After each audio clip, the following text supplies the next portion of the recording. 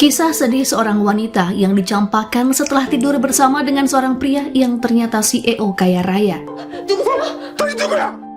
Karena perbedaan status, wanita ini pun ditinggalkan setelah mengandung anak yang tidak diharapkan.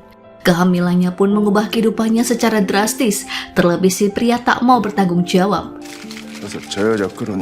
무슨 자격이 필요해요. Namun demi menutupi skandal sang konglomerat, ia pun terpaksa menikah kontrak meski selalu diabaikan dan tak pernah dianggap keberadaannya karena si pria mencintai wanita lain. Akankah hubungan keduanya berakhir menyedihkan atau justru bahagia seiring berjalannya waktu? Langsung saja ke alur filmnya. Gadis cantik ini bernama Myung, seorang sekretaris di firma hukum yang bekerja keras demi memenuhi kebutuhan hidup. Karakter Myung sangatlah ceria dan memiliki aura yang positif. Kekurangannya adalah Myung tak bisa berkata tidak kepada teman-temannya hingga ia kerap dijadikan pesuruh untuk sekedar membeli kopi dan sarapan, dan hal itu pun berlangsung hampir setiap harinya. Meskipun Myung banyak membantu pekerjaan di luar tanggung jawabnya, namun ia tak pernah mendapatkan apresiasi dan bahkan tak dianggap keberadaannya oleh sang atasan. Hari itu, pengacara di kantornya menyuruh Myung membelikan permen untuk anaknya. Seperti biasa, Myung tak bisa menolaknya. Saat hendak pulang dari mall, ia melihat anak kecil berada di dalam bahaya karena akan menuruni eskalator seorang diri. Myung pun berlari untuk menolongnya, namun sayang, ia malah menabrak dua anak kecil yang membawa banyak bola. Alhasil, bola itu pun berhamburan yang seketika membuatnya tergelincir karena ia menggunakan sepatu hak tinggi. Myung tak sengaja bersinggungan dengan seorang pria yang kebetulan baru saja membeli cincin lamaran untuk kekasihnya di mall yang sama. Keduanya pun tak bisa mengendalikan diri dari banyaknya bola yang mengganggu langkahnya, hingga pada akhirnya keduanya terjatuh bersama. Kejadian itu pun membuat permen Myung berhamburan dan cincin si pria menggelinding entah kemana. Pria itu pun berusaha mencari cincin yang sangat berarti baginya hingga ia menuruni eskalator. Namun langkahnya pun terhenti karena di lokasi itu banyak anjing yang akan mengikuti kontes. Karena menyenggol tempat makanannya, keduanya pun dikejar karena dianggap sebagai pengganggu. Ketika sampai di jalan buntu, pemilik hewan itu pun datang dan menyelamatkan keduanya. Beruntungnya, Myung berhasil mengambil cincin sebelum adegan pengejaran tadi. Namun pria itu marah karena cincin yang ia beli spesial untuk kekasihnya justru dipakai duluan oleh gadis yang belum ia kenal. Pria itu diketahui bernama Lee Gon, seorang pengusaha kaya raya, tampan dan karismatik. Lee Gon menjadi pimpinan di perusahaan alat rumah tangga bernama Jang-in Chemical. Ia memiliki karakter yang tegas, cerdas, dan sangat berwibawa. Pernah suatu ketika, Lee Gon tak segan memecat model yang tidak profesional dalam mengiklankan produk sampo dari perusahaannya. Terlebih, model itu bahkan menganggap jika produk Lee Gon tidak bermutu. Mereka pun tak menyangka, meski Lee Gon sebagai pimpinan perusahaan, namun pria itu sangat totalitas dan mau terjun ke lapangan untuk sekedar memberikan contoh pada model-modelnya. Walau usianya telah matang, namun Lee Gon belum juga menikah. Hal itu pun membuat para tetua dari keluarganya sangat khawatir. Di sebuah acara perjamuan, para tetua mendesak Ketua Wang yang merupakan nenek Lee Gon agar cucunya segera berkeluarga demi meneruskan garis keturunan. Di luar dugaan, Lee Gon justru datang dan memberikan pengumuman bahwa ia akan segera menikah beberapa bulan lagi, mengingat pacarnya akan segera datang ke Korea. Pacar Lee Gon adalah seorang gadis cantik bernama Sera yang merupakan penari balet. Dalam waktu dekat, ia akan berhenti dari profesinya dan menetap di Korea untuk memulai lembaran hidup baru bersama Lee Gon. Kembali pada Myung, sepulang dari toko permen, atasan di kantornya memberikan informasi jika hari ini adalah perayaan ultah perusahaan ke-10. Sebagai penghargaan bagi karyawan, ia akan membuat undian dengan hadiah menginap di resort mewah di daerah Macau. Secara mengejutkan, Myung adalah orang yang terpilih. Namun tiket itu berlaku untuk pasangan, sehingga Myung harus mengajak satu orang lagi. Karena teman dan ibunya menolak diajak berlibur, Myung berencana menjual tiket yang ia dapat kepada temannya yang berminat. Di tengah kebimbangannya, salah satu pengacara di kantornya yang bernama Tuan Min mengajak Myong untuk makan malam. Myong pun sedikit grogi karena pria itu memang sudah lama ia taksir. Myong dibuat kegeeran dan mengira jika pengacara Min benar-benar menyukainya. Terlebih pada keesokan harinya, pengacara Min mengirimkan pesan dengan kalimat yang sangat perhatian. Sepertinya pengacara Kim mendekati Myong hanya untuk mendapatkan liburan gratis dan menjadi partnernya ke Makau. Myong yang lugu pada akhirnya mengajak pengacara Min untuk liburan bersama karena ia yakin jika pria itu akan mengungkapkan perasaannya. Di tempat berbeda, Lee Gun sedang mempersiapkan lamaran kepada Sera. Seorang manajer merekomendasikan resort mewah di Makau karena tempat itu merupakan tempat pertemuan awal antara Lee Gun dan Sera. Tanpa disangka, Sera rupanya datang lebih awal ke apartemen Lee Gun. Lee Gun pun segera menyembunyikan rencana lamarannya agar ia tidak ketahuan. Terpisah dalam waktu yang cukup lama, membuat keduanya tak kuasa membendung kerinduan. Bang. Singkat cerita, tibalah Lee Gun di daerah Makau dan segera melakukan penataan lokasi untuk melamar pujaan hati. Foto dipasang, bunga-bunga pun ditata, dan musik orkestra siap mengiringi. Hal yang tidak diketahui oleh Lee Gun, ternyata ada dua musuhnya yang saat itu menyamar sebagai karyawan resort. Mereka berdua ingin menjebak Lee Gun dengan memasukkan obat ke dalam minuman dan mengirim wanita penghibur ke kamarnya. Sayangnya, belum sempat diberikan, minuman itu justru jatuh ke kolam.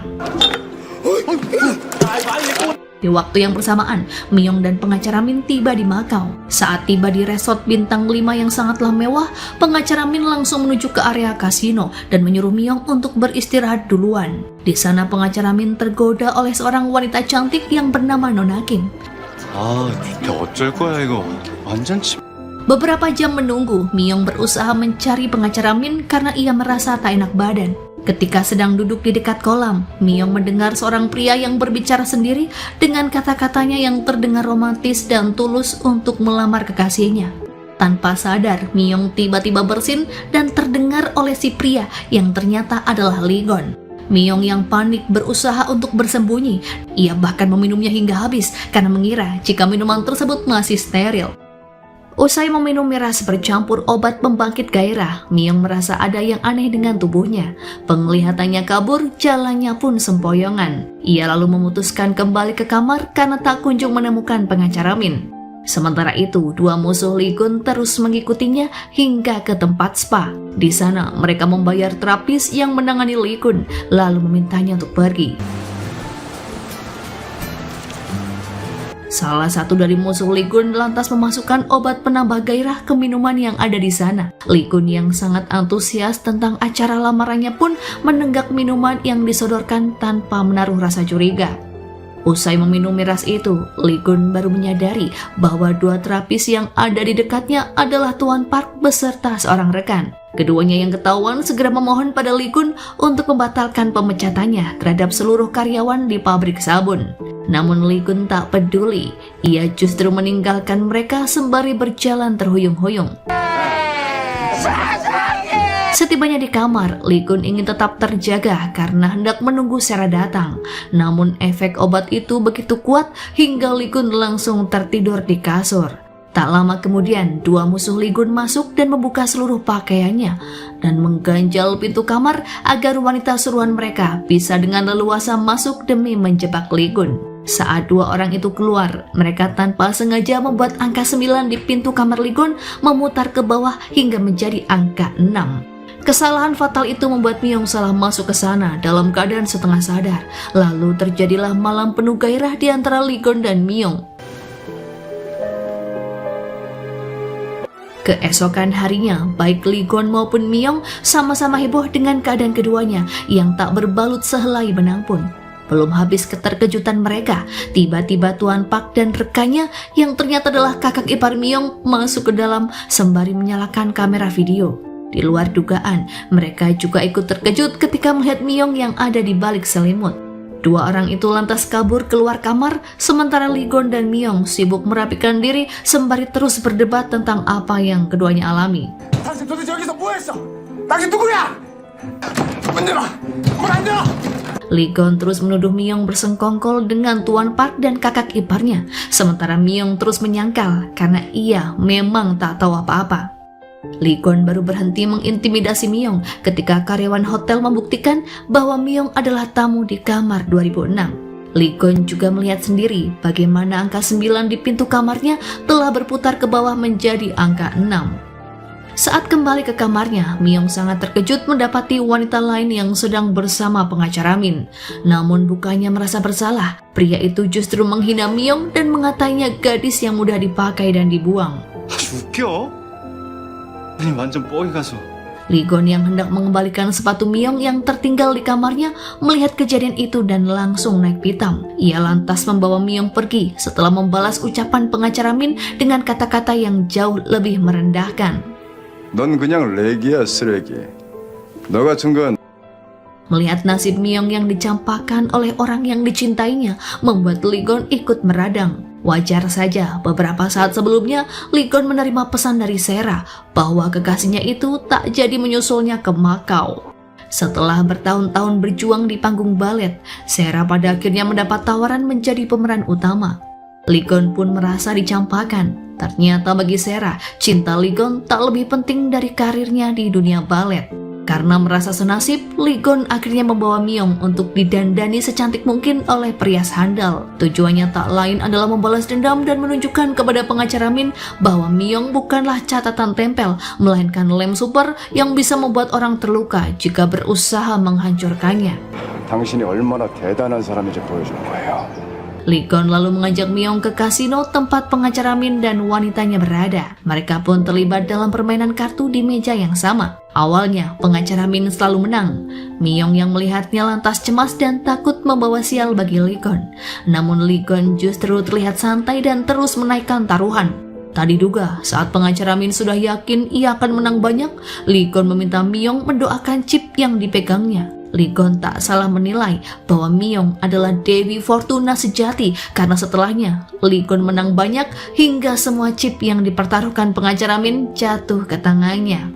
Seharusnya kesempatan itu digunakan Myung untuk membalas pengacara Min, namun hati Myung yang terlalu baik tak tega untuk melakukannya. 왜 이래? 같은 회사 다니면서 이러는 거 좀 아니잖아.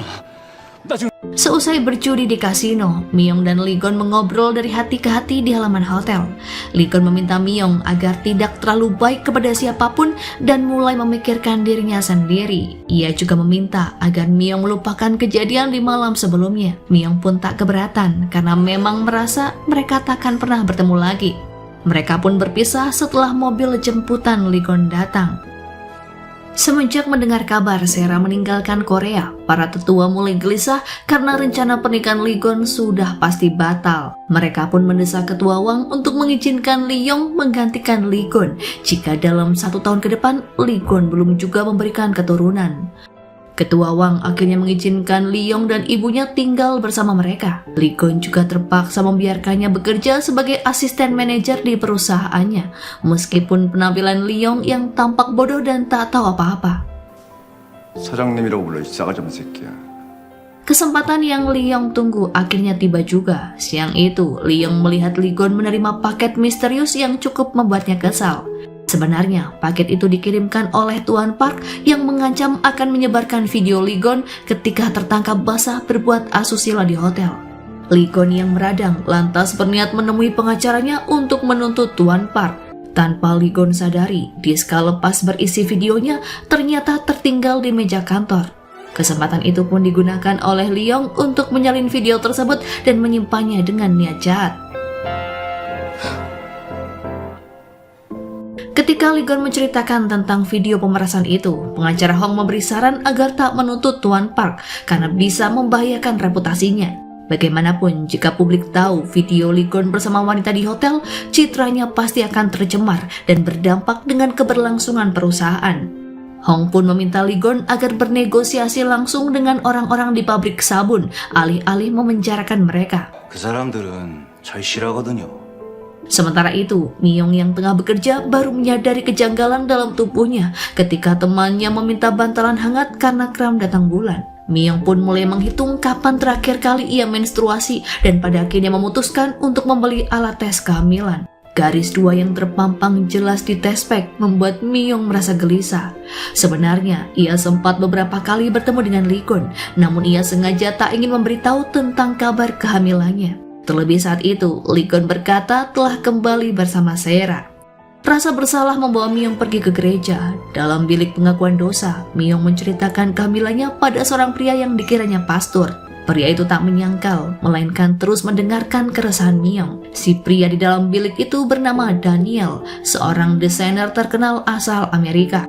Ia datang ke Korea untuk mencari adiknya yang terpisah saat masih kecil karena diadopsi oleh orang tua yang berbeda. 현재로선 이분이 동생일 확률이 가장 높습니다. Usai mengakui dosa-dosanya, Myung memutuskan kembali ke Pulau Yeol dan memberitahu ibunya. Namun ketika tiba di sana, Myung mendadak ragu karena takut membuat ibunya kecewa. Akan tetapi, keesokan harinya, Myung tertangkap basah menggunakan alat tes kehamilan di kamar mandi demi memastikan jika ia benar-benar hamil. 뭐라고 임신?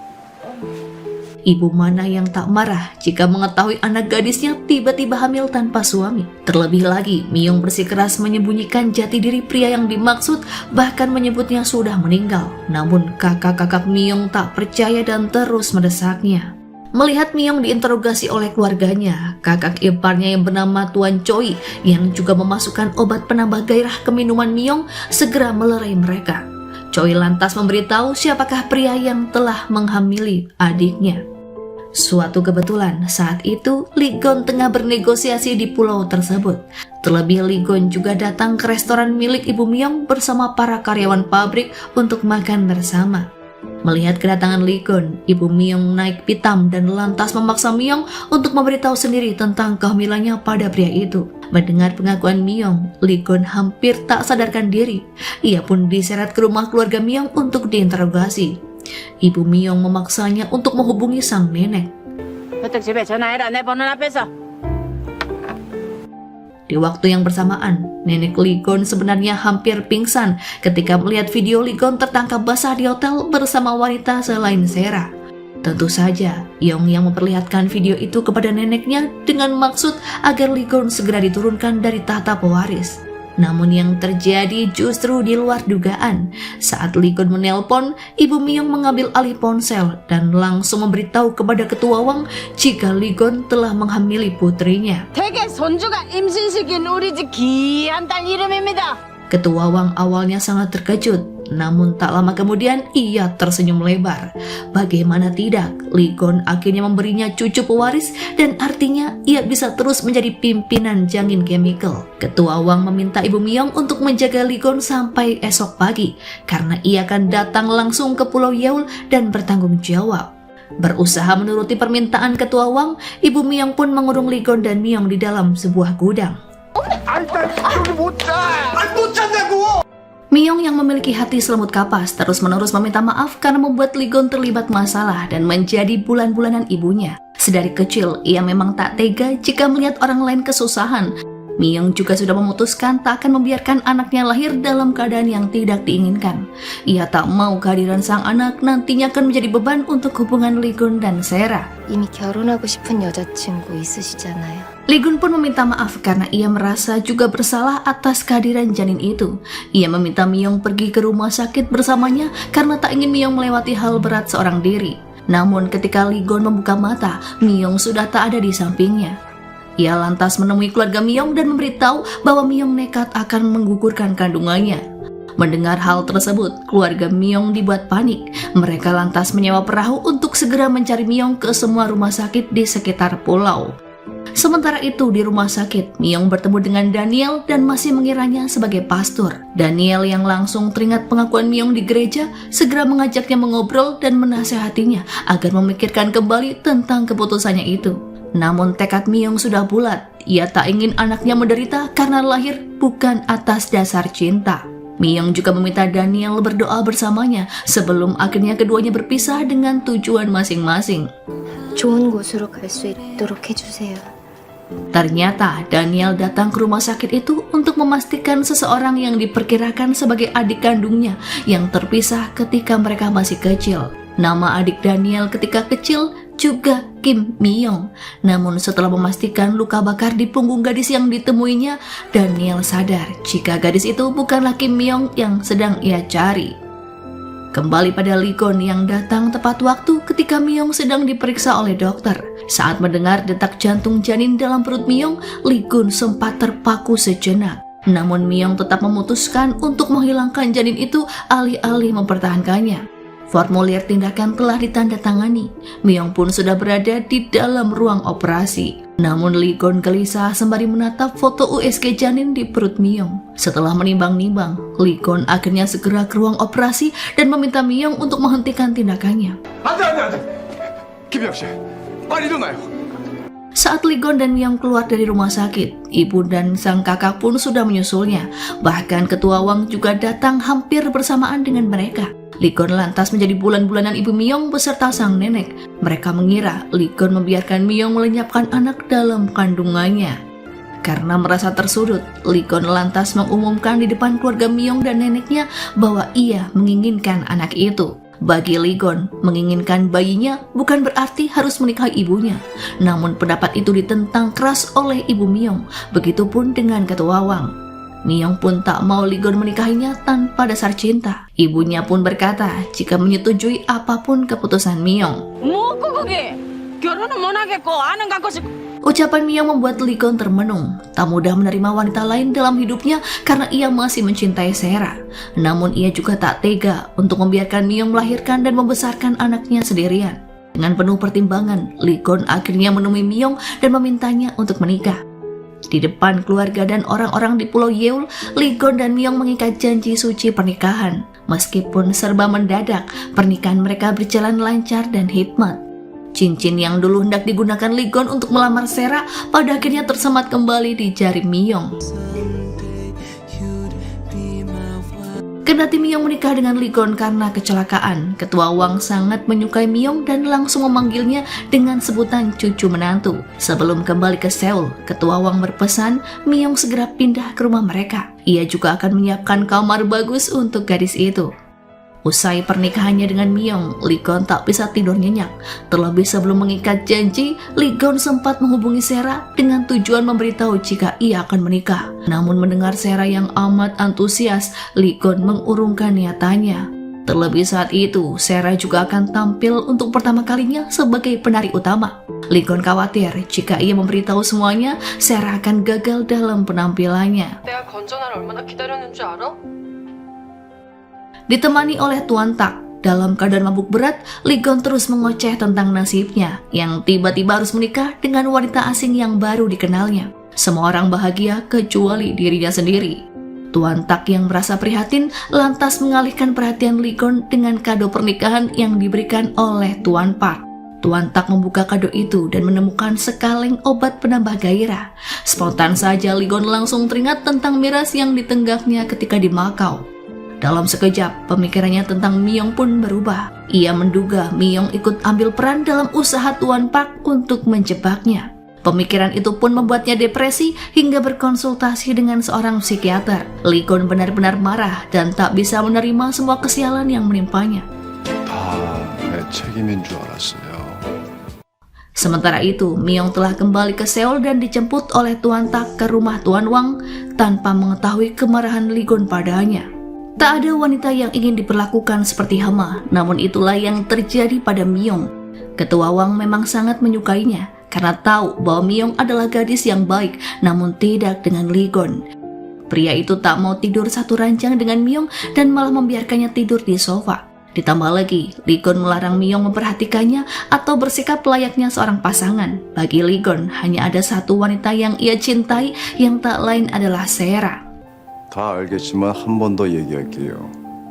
Awalnya Mi-young mengira Lee-gon akan memperlakukannya dengan baik dan tulus seperti sebelum mereka menikah.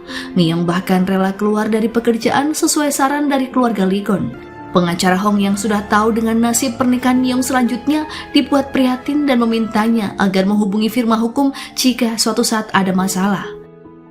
Saat Mi-young menemukan pintu rahasia yang tersembunyi di kamar Lee-gon, ia pun tertampar oleh sebuah kenyataan. Pintu tersebut adalah lorong menuju ruang rahasia yang dulu sering dipakai Lee-gon memadu kasih bersama Sera. Hati Miyong pun kian tersayat ketika tak sengaja menonton video kemesraan Lee-gon dengan Sera di layar kaca.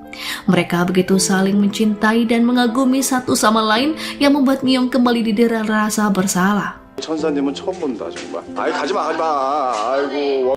Saat masih hanyut dalam perasaan sedihnya, tiba-tiba Lee-gon datang dan memarahi Miyong karena masuk sembarangan ke ruang rahasianya. Dengan arogan, ia meminta Miyong menandatangani surat perjanjian cerai. Dalam perjanjian itu juga tertulis jika Lee-gon akan memberikan tunjangan $1 miliar setelah anak mereka lahir. Namun dengan satu syarat, Miyong harus pergi dari rumah itu. Tanpa bisa ditahan, air mata Miyong langsung mengalir deras. Ia akan menandatangani perjanjian itu dengan menghapus syarat tunjangan. Miyong tak mau menerima uang dari Lee-gon dan akan membesarkan anaknya sendiri. Bagi Lee-gon, bayinya mungkin hanya alat untuk mempertahankan posisi sebagai pewaris. Namun bagi Miyong, anak itu lebih berharga dari apapun. 섬을 지키고 싶어서였어요. Sementara itu ketua Wang yang tahu jika Lee-gon bersikap dingin pada Miyong segera menegur dan tanpa sengaja membandingkan Lee-gon dengan ayahnya yang tidak setia. Spontan Lee-gon marah dan langsung pergi begitu saja. Namun ketua Wang tak kehabisan akal. Ia berpura-pura pingsan hingga harus dirujuk ke rumah sakit. Lee-gon yang khawatir terjadi sesuatu pada sang nenek segera menyusul dengan raut kepanikan. Setibanya di sana, ketua Wang malah menyodorkan tiket kelas orang tua dan menyuruh Lee-gon pergi bersama Miyong. Lee-gon pun tak bisa menolak meskipun ia melakukannya dengan enggan.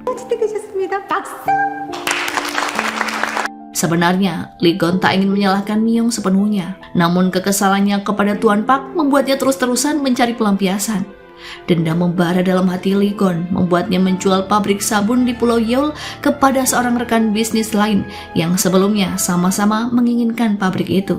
궁금해서 그런데 거기 뭘 지으실 생각이십니까?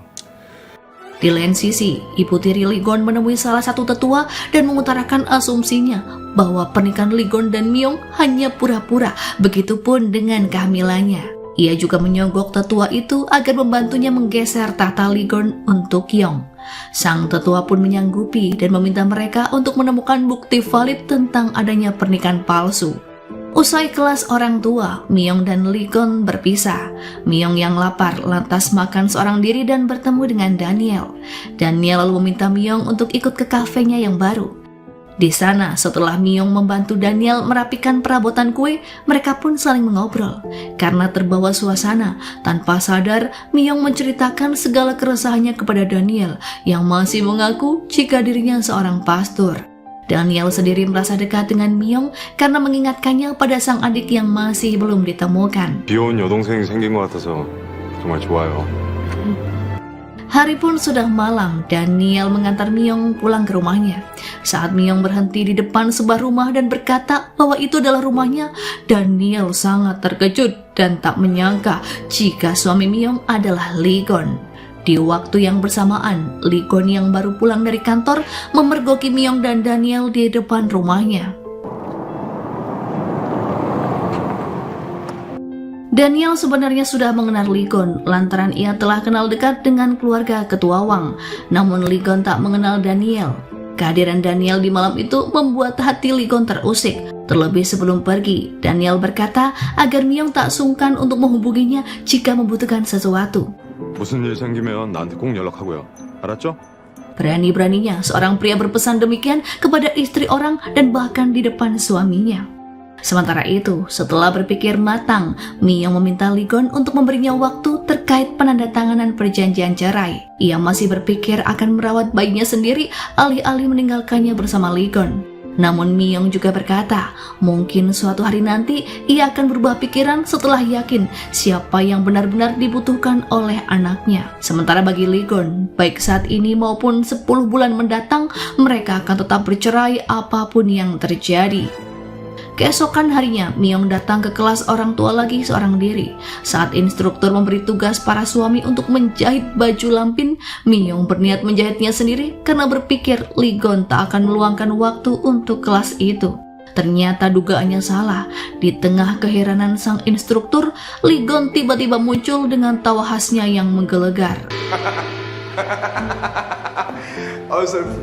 Tak hanya itu saja, Ligon juga langsung meminta jarum dan benang dan segera menjahit baju lampin bayi dengan ekspresi bahagia. Melihatnya, hati Miyong pun menjadi berbunga-bunga, meskipun ia tahu jika kedatangan Ligon semata-mata hanya demi sang bayi dalam kandungannya. Usai kelas, Miyong dan Ligon yang sedang menunggu lift untuk pulang tiba-tiba dikejutkan dengan sapaan seorang gadis yang mengaku sebagai sahabat Sera. Ligon kelabakan menjawab, sementara Miyong yang peka lantas berbohong jika ia adalah asisten Ligon. Memang kebaikan Miyong tak perlu diragukan lagi. Ia bahkan mau saja membuangkan sampah gadis sahabat Sera itu hingga membuat Ligon kesal dan tak habis pikir. 지금 지가 버리지 팔이 없나 다리가 없네. Di lain sisi, Sera yang telah menyelesaikan pertunjukan tengah berkemas untuk kembali ke Korea. Hatinya sangat senang karena akan segera bertemu dengan Ligon. Sebenarnya, Sera merasa ada yang aneh pada Ligon akhir-akhir ini. Namun perasaan itu ia tepis lantaran Sera berpikir Ligon akan selalu menunggunya seperti yang sudah-sudah. Sera tak tahu saja jika Ligon sebenarnya mulai merasakan getaran-getaran yang tak biasa ketika ia bersama Miyong. Di depan para tetua yang meragukan pernikahan mereka, Miyong menjelaskan asal-usul kampung halamannya yang bersih dan nyaman. Para tetua pun terpikat dengan tutur kata Miyong yang sopan, mengabaikan satu tetua yang memprovokasi mereka sebelumnya untuk menggeser posisi pewaris. Menurut para tetua lain, Ligon telah menemukan sebuah berlian. Setelah mendengar kata-kata Miyong yang amat mencintai kampung halamannya itu, Ligon meminta Tuan Tak mencari tahu apa yang dilakukan rekan bisnis yang telah membeli pabriknya di Pulau Yeol. Ternyata rekan bisnisnya itu akan menjadikan Pulau Yeol sebagai tempat pembuangan limbah industri. Ligon pun menyesal, ia lantas menghubungi rekan bisnisnya untuk bernegosiasi. 탁 실장, 내가 알아보라는 거. Tak ada yang tahu perasaan manusia bisa terbolak-balik kapan saja, seperti perasaan Ligon yang sedikit demi sedikit berubah menjadi lembut kepada Miyong.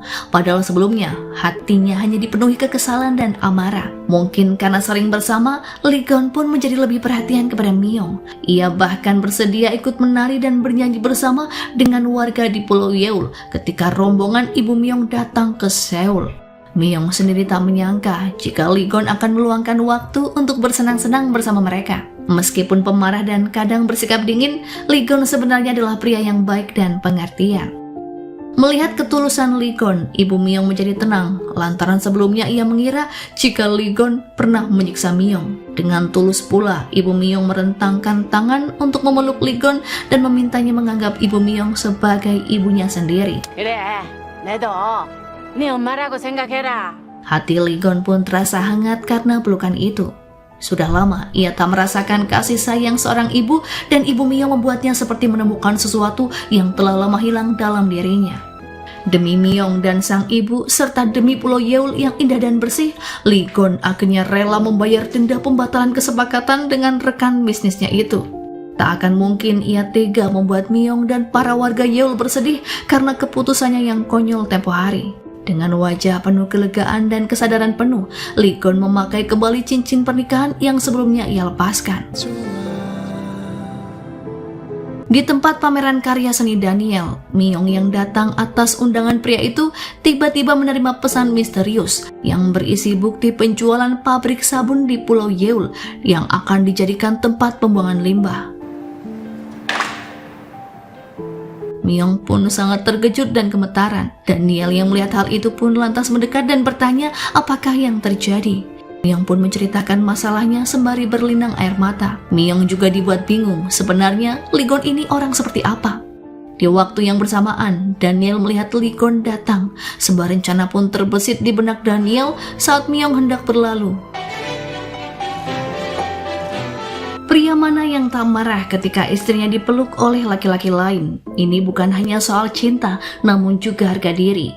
Bagi Ligon, meskipun hubungan keduanya hanyalah pernikahan kontrak, Miyong harus berpura-pura bahagia di depan orang lain. Namun bagaimana bisa Miyong berbuat demikian jika Ligon telah membuatnya kecewa? Miyong lalu mempertanyakan apakah arti dirinya bagi Ligon. Ia tak mengungkapkan secara langsung mengenai kekecewaannya ketika mendengar Ligon menjual pabrik sabun kepada perusahaan yang buruk. 아니 갑자기 그런 얘기 왜 하는 거예요? 이건 씨, Karena berniat menghibur Myong, Lee-gon pulang sembari membawa kue tart yang besar. Namun yang dilihatnya, justru Myong telah menenteng koper dan bersiap pulang ke Pulau Yeol. Meskipun Lee-gon bertanya, Myong tetap tak menjelaskan secara langsung hal apa yang membuatnya merajuk. 있는 듯 없는 듯 살아달라면서요. Karena tak tahan, Lee-gon akhirnya membiarkan Myong pergi dan berpura-pura tak peduli. Hati yang resah membawa Myong lewat di depan kafe milik Daniel. Daniel yang melihatnya pun segera memintanya untuk mampir. 마침 잘 됐다. 나 안 그래도 이거 준비 중이었는데. Seperti biasa, keduanya tak segan berbagi keresahan masing-masing. Saat ini, Myong pun lebih leluasa bercerita setelah tahu bahwa Daniel bukan seorang pastor. Menuruti saran Daniel, Myong akhirnya kembali ke rumah Lee-gon. Tak disangka, ternyata Lee-gon sudah menunggunya di depan gerbang. Meskipun tampak tak peduli, sebenarnya Lee-gon sangat khawatir jika Myong pergi sendirian. 이렇게 돌아올 거 사람 걱정시키니까 좋아요? Malam itu pun berlalu dengan kesepakatan bahwa mereka akan kembali bersikap sesuai kontrak perjanjian. Keesokan harinya, kakak Myong yang bernama Mija berkunjung bersama sang suami. Mereka berniat pindah ke Seoul sembari memastikan bahwa Myong diperlakukan baik oleh keluarga Lee-gon. 서울서도 살아보고 고맙습니다. Lee-gon dan Myong pun berpura-pura lengket seperti pasangan yang saling mencintai agar tak membuat mereka khawatir. Akan tetapi, keresahan Myong tak bisa ditutupi. Ia sengaja tak mengizinkan Lee-gon pergi naik kapal feri bersama Mija dengan alasan sibuk.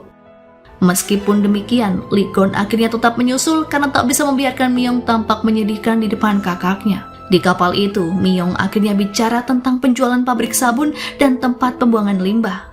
왜 여울도 공장을 그렇게 이상한 데다가 팔았어요? Lee-gon akhirnya mengerti mengapa Myong sangat marah padanya. Namun belum sempat ia menjelaskan hal yang terjadi, Mija yang mendengar obrolan mereka langsung mengamuk dan menjadikan Lee-gon bulan-bulanan. Seketika mereka pun panik dan membawa Mija masuk ke ruangan di dalam kapal. Sayangnya, Lee-gon tak menemukan dokter di kapal itu, sementara butuh 20 menit sebelum kapal mencapai daratan. Tak ada jalan lain, ia pun membantu Mija melahirkan dengan selamat. Kelegaan meliputi seluruh keluarga Myong. Sang ibu semakin menyayangi Lee-gon dan berulang kali memeluknya. Para warga juga turut berterima kasih kepada Lee-gon karena sudah membangun pusat komunitas di Pulau Yeol. Mendengar Lee-gon yang batal menjual pabriknya ke perusahaan buruk, lenyap sudah kekesalan di hati Myong. 아이고야, 이 마누라랑 서울 구경 갔는데 어찌 알았겠나. Cara pandang Myong pun kini berubah. Ia berjanji akan menuruti semua keinginan Lee-gon. Melihat perjuangan seorang ibu yang melahirkan, membuat Lee-gon makin bersikap baik terhadap Myong. Ia bahkan melarang Myong tidur di sofa lagi dan memintanya tidur di atas ranjang. Lee-gon baru menyadari betapa tak nyamannya posisi tidur Myong saat mereka bertukar tempat. Lama-kelamaan, Lee-gon merasa keegoisannya tak adil untuk Myong dan Sera. Myong yang terus mengalah dan menuruti semua permintaannya membuat Lee-gon tak tega jika istrinya itu harus menderita tekanan batin karena suaminya mencintai wanita lain. Lee-gon pada akhirnya meminta Tuan Tak untuk memesan tiket ke New York. Ia merasa harus segera mengakhiri hubungannya dengan Sera. Suatu malam, karena merasa tak nyaman tidur di sofa dan tak tega membiarkan Myong pindah dari ranjang, Lee-gon memutuskan agar mereka tidur bersama. Namun setelah berusaha tidur dengan tenang tanpa berpikir macam-macam, mereka tetap gelisah karena merasa ada yang aneh dengan perasaan masing-masing. 내가 왜 떨리는 게 아니야.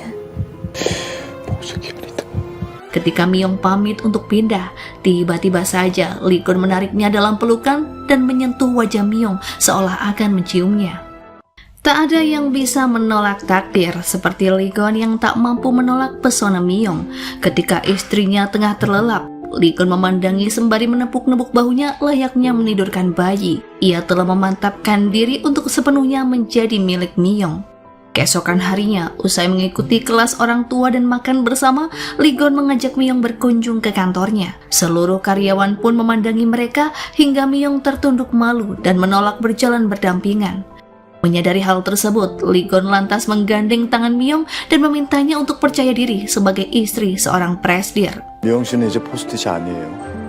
뒤에 숨지. Untuk sesaat, keduanya memang tampak seperti pasangan pengantin baru yang sangat bahagia. Namun ketika keduanya memasuki ruangan Ligon, awan gelap langsung menyelimuti hati Myung yang semula cerah. Bagaimana tidak, Sera tiba-tiba datang dan langsung memeluk Ligon dengan erat di depan mata kepalanya sendiri.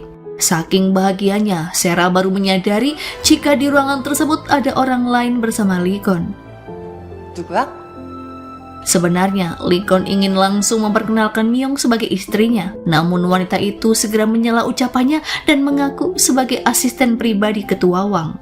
Saat berbicara berdua, Ligon memarahi Myung karena menyembunyikan jati dirinya. Namun Myung memiliki alasan tersendiri, karena bagaimanapun Sera tampak sangat bahagia ketika bertemu dengan Ligon. Jika memberitahu status Myung saat ini bukanlah waktu yang tepat dan Sera pasti belum siap menerimanya.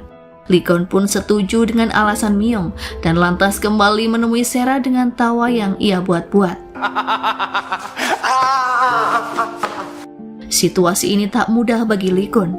Ia tak ingin menyakiti hati Sera, namun juga tak tega melihat istrinya kesepian. Meskipun Myung tampak baik-baik saja di depan semua orang, sebenarnya ia sering menangis dalam kesendirian.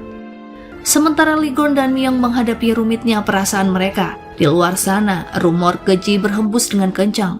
Rumor itu membawa para wartawan untuk mengejar Myung yang sedang berjalan-jalan di sekitar rumah. Mereka terus menyudutkan Myung sebagai gadis miskin yang sengaja merebut pria kaya dari sang kekasih demi kehidupan yang mapan. Beruntungnya, Daniel datang membantu Myung dan mengusir para wartawan. Daniel bahkan tak segan mengakui dirinya sebagai kakak Myung. 동네 오빠입니다. Rumor itu tak berhenti sampai di sana. Ibu tiri Ligon pun memanfaatkan rumor dan kembalinya Sera untuk memperingatkan Myung bahwa gadis itu hanyalah orang kedua seperti dirinya yang bisa sewaktu-waktu dicampakkan dan tak punya tempat bersandar. Dalam hati, Myung menyetujui ucapan ibu tiri Ligon. Terlebih setelahnya, ketika Myung mengantar Ligon pergi berangkat bekerja, pria itu tampak acuh dan tak melambaikan tangan seperti biasanya. Myung berpikir sikap Ligon yang demikian pastilah karena pertemuan mereka dengan Sera kemarin. Ketika hari hujan, Sera datang tepat ketika Ligon dan Myung baru pulang dari rumah sakit setelah mereka menjenguk ibunya. Dengan ceria, Sera mengatakan akan menemui Nenek Kun sembari membawakan kado.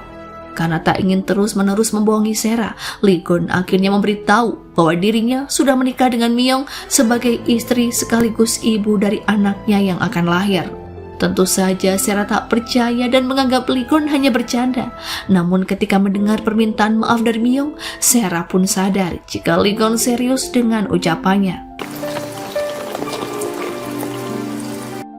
Merasa kecewa, marah dan sakit hati yang ia rasakan membuat Sera tak mampu berkata-kata lebih. Ia pun memilih pergi meninggalkan Ligon yang tangisnya turut lebur bersama hujan.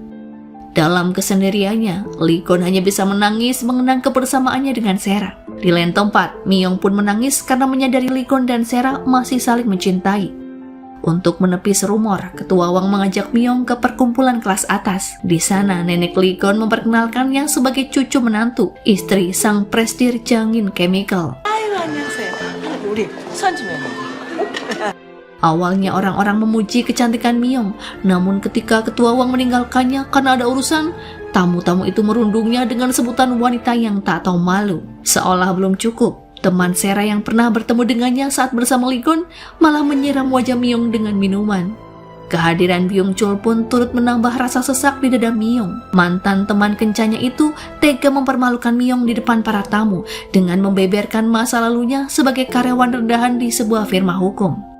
Myung menangis tanpa suara. Para tamu yang terprovokasi ucapan Byung Chul semakin menudingnya sebagai gadis miskin yang ingin menjadi Cinderella. Saat Myung merasa tak ada yang membelanya, tiba-tiba Ligon muncul dengan tawa khasnya di depan panggung. Dengan gayanya yang arogan, Ligon mengusir Byung Chul dan menyebutnya sampah. Ia bahkan memperkenalkan Myung sebagai istrinya dan dengan bangga menyebut Myung sebagai berlian yang tak pantas berada di antara kerikil jelek. Myung memanglah wanita biasa. Sejak kecil, nilai matematikanya selalu buruk. Mungkin ia tak pandai berhitung, namun ia tak akan pernah perhitungan ketika membantu orang lain. Bagi Ligon, istrinya yang biasa-biasa saja itu sangatlah istimewa. Usai memperkenalkan Myung, Lee Gon mengajaknya pergi ke tepi sungai Han. Di sana ia mengajak Myung berdansa dan memberikan kejutan dengan ledakan kembang api yang indah. Lee Gon meminta maaf karena ia sempat mengabaikan Myung. Ternyata itu bukan karena ia membenci sang istri, melainkan karena Lee Gon belum siap kembali. Namun di malam itu, Lee Gon telah memutuskan akan tetap bersama Myung. Seharusnya Myung merasa senang, namun yang dirasakannya justru merasa ketakutan. Ia takut tak akan mampu melepaskan Lee Gon saat hari itu tiba. 나 기다려줘서 Kekuatan cinta mampu melembutkan hati yang mulanya sekeras batu. Itulah yang terjadi pada Lee Gon saat ini. Sejak mendeklarasikan dirinya akan kembali bersama Myung, Lee Gon semakin terang-terangan untuk mengungkapkan rasa cintanya lewat perhatian-perhatian kecil. Myung pun menerimanya dengan senang hati, dan bahkan mereka tak segan lagi bermesraan di depan para karyawan maupun di hadapan keluarga Myung. Akan tetapi, di balik semua kebahagiaan yang dirasakannya, sebenarnya Lee Gon tengah khawatir dengan kemungkinan penyakit keturunan yang bisa saja muncul dan membuatnya pergi dalam waktu dekat.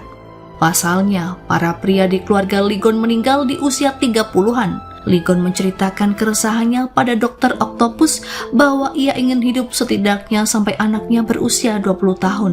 Dan begitu, ia bisa melindungi anaknya sampai dewasa di mata hukum. Di lain sisi, gara-gara Lee Gon membatalkan kesepakatan atas penjualan pabrik di pulau, ia pun harus membayar uang penalti yang jumlahnya tak sedikit. Posisi Lee Gon sebagai presidir pun terancam dilengsarkan. Namun ia menyiasatinya dengan mendapuk Daniel sebagai desainer untuk produk barunya yang akan segera dirilis. Hal itu membuat para tetua kesal lantaran usaha mereka selalu gagal untuk memecat Lee Gon. Daniel dan Lee Gon sebenarnya selalu terlibat perang dingin. Lee Gon cemburu melihat kedekatan desainer itu dengan istrinya hingga ia tak menyukai Daniel secara personal. Meskipun demikian, Lee Gon mengakui kemampuan Daniel secara profesional. Terlebih, kerjasama mereka pun turut menaikkan citra Jangin Chemical di mata publik. Demi menunjang penjualan produk baru mereka, Yong membuat promosi dengan mengatur sesi foto bersama antara Lee Gon, Myung, dan Daniel. Lee Gon pun terpaksa setuju karena ia tak mampu lagi membayar penalti jika sampai membatalkan kerjasamanya dengan Daniel. Kesempatan itu juga digunakan Lee Gon untuk tampil mesra bersama Myung. Myung sangat bahagia diperlakukan Lee Gon dengan penuh kasih. Terlebih saat ini, mereka juga sering makan siang bersama di kantor. Myung bahkan mengira jika ia bisa hidup selamanya bersama Lee Gon. Namun telepon dari Sera menjatuhkan angan-angannya itu ke dasar bumi. Sera rupanya meminta bertemu di daerah Gangnam. Ia juga meminta Myung merahasiakannya dari Lee Gon. Dalam pertemuan itu, Sera membicarakan status pernikahan Lee Gon dengan Myung yang terjadi tanpa dasar cinta. Menurutnya, Myung akan menderita jika terus bersama Lee Gon karena kebersamaan mereka hanyalah bentuk tanggung jawab atas anak yang dikandung Myung. 자신의 아이의 엄마이기 때문에 옆에 있어야 한다고요. Mendengar hal tersebut, Myung langsung teringat dengan perjanjian perceraian yang pernah diutarakan oleh Lee Gon. Benar kata Sera, tak ada gunanya Myung dan Lee Gon terus bersama karena nantinya mereka juga akan berpisah. Usai bertemu dengan Sera, Myung menceritakan semuanya kepada Daniel. Daniel yang tak bisa membantu Myung merasa marah pada dirinya sendiri. Melihat Myung menderita karena perasaan, membuat Daniel juga tak tega. 결론 내릴 때까지 더 힘들어하는 건 늘 미영 씨 몫이잖아요. Ia pun meminta Myung untuk tinggal sebentar agar Myung lebih siap ketika bertemu dengan Lee Gon di rumah. Sementara itu, Lee Gon yang baru pulang bekerja mencari Myung ke seluruh penjuru kamarnya. Namun ia tak menemukan siapapun. Lee Gon menunggu sang istri di halaman sembari mondar-mandir. Ketika Myung akhirnya pulang, Lee Gon langsung memarahinya karena ia sangat cemas. Myung tak menjawab apa-apa selain memeluk Lee Gon dengan erat. Hatinya benar-benar menginginkan Lee Gon, namun ia merasa tak berdaya dengan keadaan mereka yang sangat rumit. Di acara lelang amal, Ketua Wang meminta Myung datang mewakilinya. Alangkah terkejutnya Myung ketika di tengah acara, cangkir yang ia buat ternyata masuk ke dalam daftar lelang. 우리 개똥이 아니야? Rupanya itu adalah perbuatan ibu tiri Lee Gon yang sengaja ingin mempermalukan Myung di depan banyak tamu lantaran nama cangkir itu yang cukup aneh. Nama yang tertera pada cangkir tersebut adalah panggilan yang akan Myung berikan untuk bayi yang ada dalam kandungannya. Awalnya, cangkir tersebut dilelang dengan harga 10.000 won.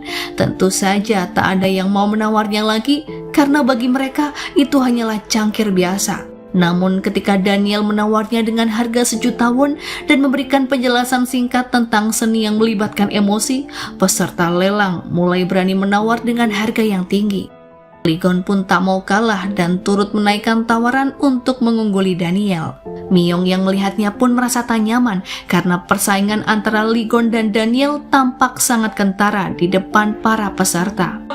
800. Jelas saja, tamu yang lain tak berani menawar lebih tinggi dari harga itu. Seharusnya Myung senang karena ia tak jadi dipermalukan. Namun yang terjadi justru sebaliknya. Myung semakin takut. Ia pun segera meninggalkan ruangan lelang dan hendak pulang. Lee Gon yang bingung dengan sikap Myung berusaha mengejar dan menahannya. Ia terus bertanya apa kesalahannya hingga Myung selalu ingin menjauh. 안 보이면 마음도 불편. Untuk pertama kali dalam hidupnya, Myung menginginkan sesuatu bagi dirinya sendiri, yakni memiliki Lee Gon seutuhnya. Namun Myung sadar bahwa sedekat apapun mereka saat ini, perjanjian cerai telah menunggu untuk ditandatangani. Ia meminta Lee Gon untuk mengakhiri semuanya saat ini juga sebelum perasaan Myung semakin dalam. Lee Gon tak terima bagaimana bisa Myung tak peka dengan perasaannya karena sesungguhnya mereka saling menginginkan. Melihat Myung yang terus mengungkapkan rasa takutnya, Lee Gon tak mampu menahan diri untuk mengecup bibirnya dengan segenap perasaan. Usai berbagi perasaan di malam itu, Lee Gon merasa ada yang aneh dalam tubuhnya. Gairahnya seolah ingin meledak ketika berada di dekat Myung. Namun Lee Gon tak mau gegabah dan memaksa Myung. Sebaliknya, ia berusaha keras mengendalikan diri dan menunggu sampai Myung tak ragu menerima luapan hasratnya yang begitu menggebu-gebu. Seiring kedekatan keduanya, Lee Gon dan Myung pun menjadi lebih antusias dalam menyambut anak mereka yang akan lahir pada tanggal 14 Februari. Usai memeriksakan diri ke dokter, keduanya juga berbelanja pakaian bayi bersama. Kebahagiaan benar-benar tengah meliputi dua sejoli itu, hingga tak sadar bahaya terus mengancam untuk memisahkan mereka. Ibu tiri Lee Gon yang tak suka ketika kisah cinta Lee Gon dan Myung dimuat di majalah, lantas mencari sesuatu tentang hubungan mereka. Suatu hari ketika Lee Gon dan Myung tengah keluar, ibu tiri Lee Gon masuk ke kamar dan berhasil menemukan perjanjian cerai yang telah ditandatangani oleh Lee Gon. Ia pun tersenyum lebar dan langsung membawanya menghadap salah seorang ketua yang selama ini membantunya. Tentu saja, tetua yang serakah amat senang karena pada akhirnya ia menemukan alasan untuk memecat Lee Gon dalam rapat pemegang saham. 이래도 제가 다시 반지하러 가야겠습니까? Tak menunggu waktu lama, kabar tentang perjanjian cerai itu pun muncul di majalah dan surat kabar pada keesokan harinya. Sungguh ironis, karena beberapa hari sebelum skandal itu muncul, publik lebih dulu disuguhi kisah cinta manis antara Lee Gon dan Myung. Di hadapan Ketua Wang dan beberapa tetua lainnya, Lee Gon dan Myung sama-sama tak bisa menyangkal tentang perjanjian itu. Ketua Wang yang amat terkejut dengan pengakuan mereka bahkan hampir pingsan karena tekanan darahnya yang naik. Di waktu yang bersamaan, Ibu Myung yang juga membaca berita perjanjian cerai di surat kabar lantas mendatangi rumah keluarga Lee untuk menyeret Myung pulang. 엄마. Meskipun Myung dan Lee Gon sama-sama memohon untuk diberi kesempatan menjelaskan, Ibu Myung seolah tak peduli. Ia tak rela jika putri kesayangannya diperlakukan sedemikian keji. Bahkan di beberapa artikel, Myung disebut-sebut sebagai wanita yang rela menjual anaknya hanya demi uang. Myung yang tak tega melihat ibunya pada akhirnya setuju untuk pulang bersama, sementara Lee Gon harus merawat sang nenek yang mendadak pingsan. 그 치사한 줄 알면서 내가 그런 짓 했어. Baik Lee Gon maupun Myung sebenarnya telah berencana merayakan ultah mereka bersama-sama. Myung bahkan sudah menyiapkan hadiah cangkir yang dilukisnya sendiri.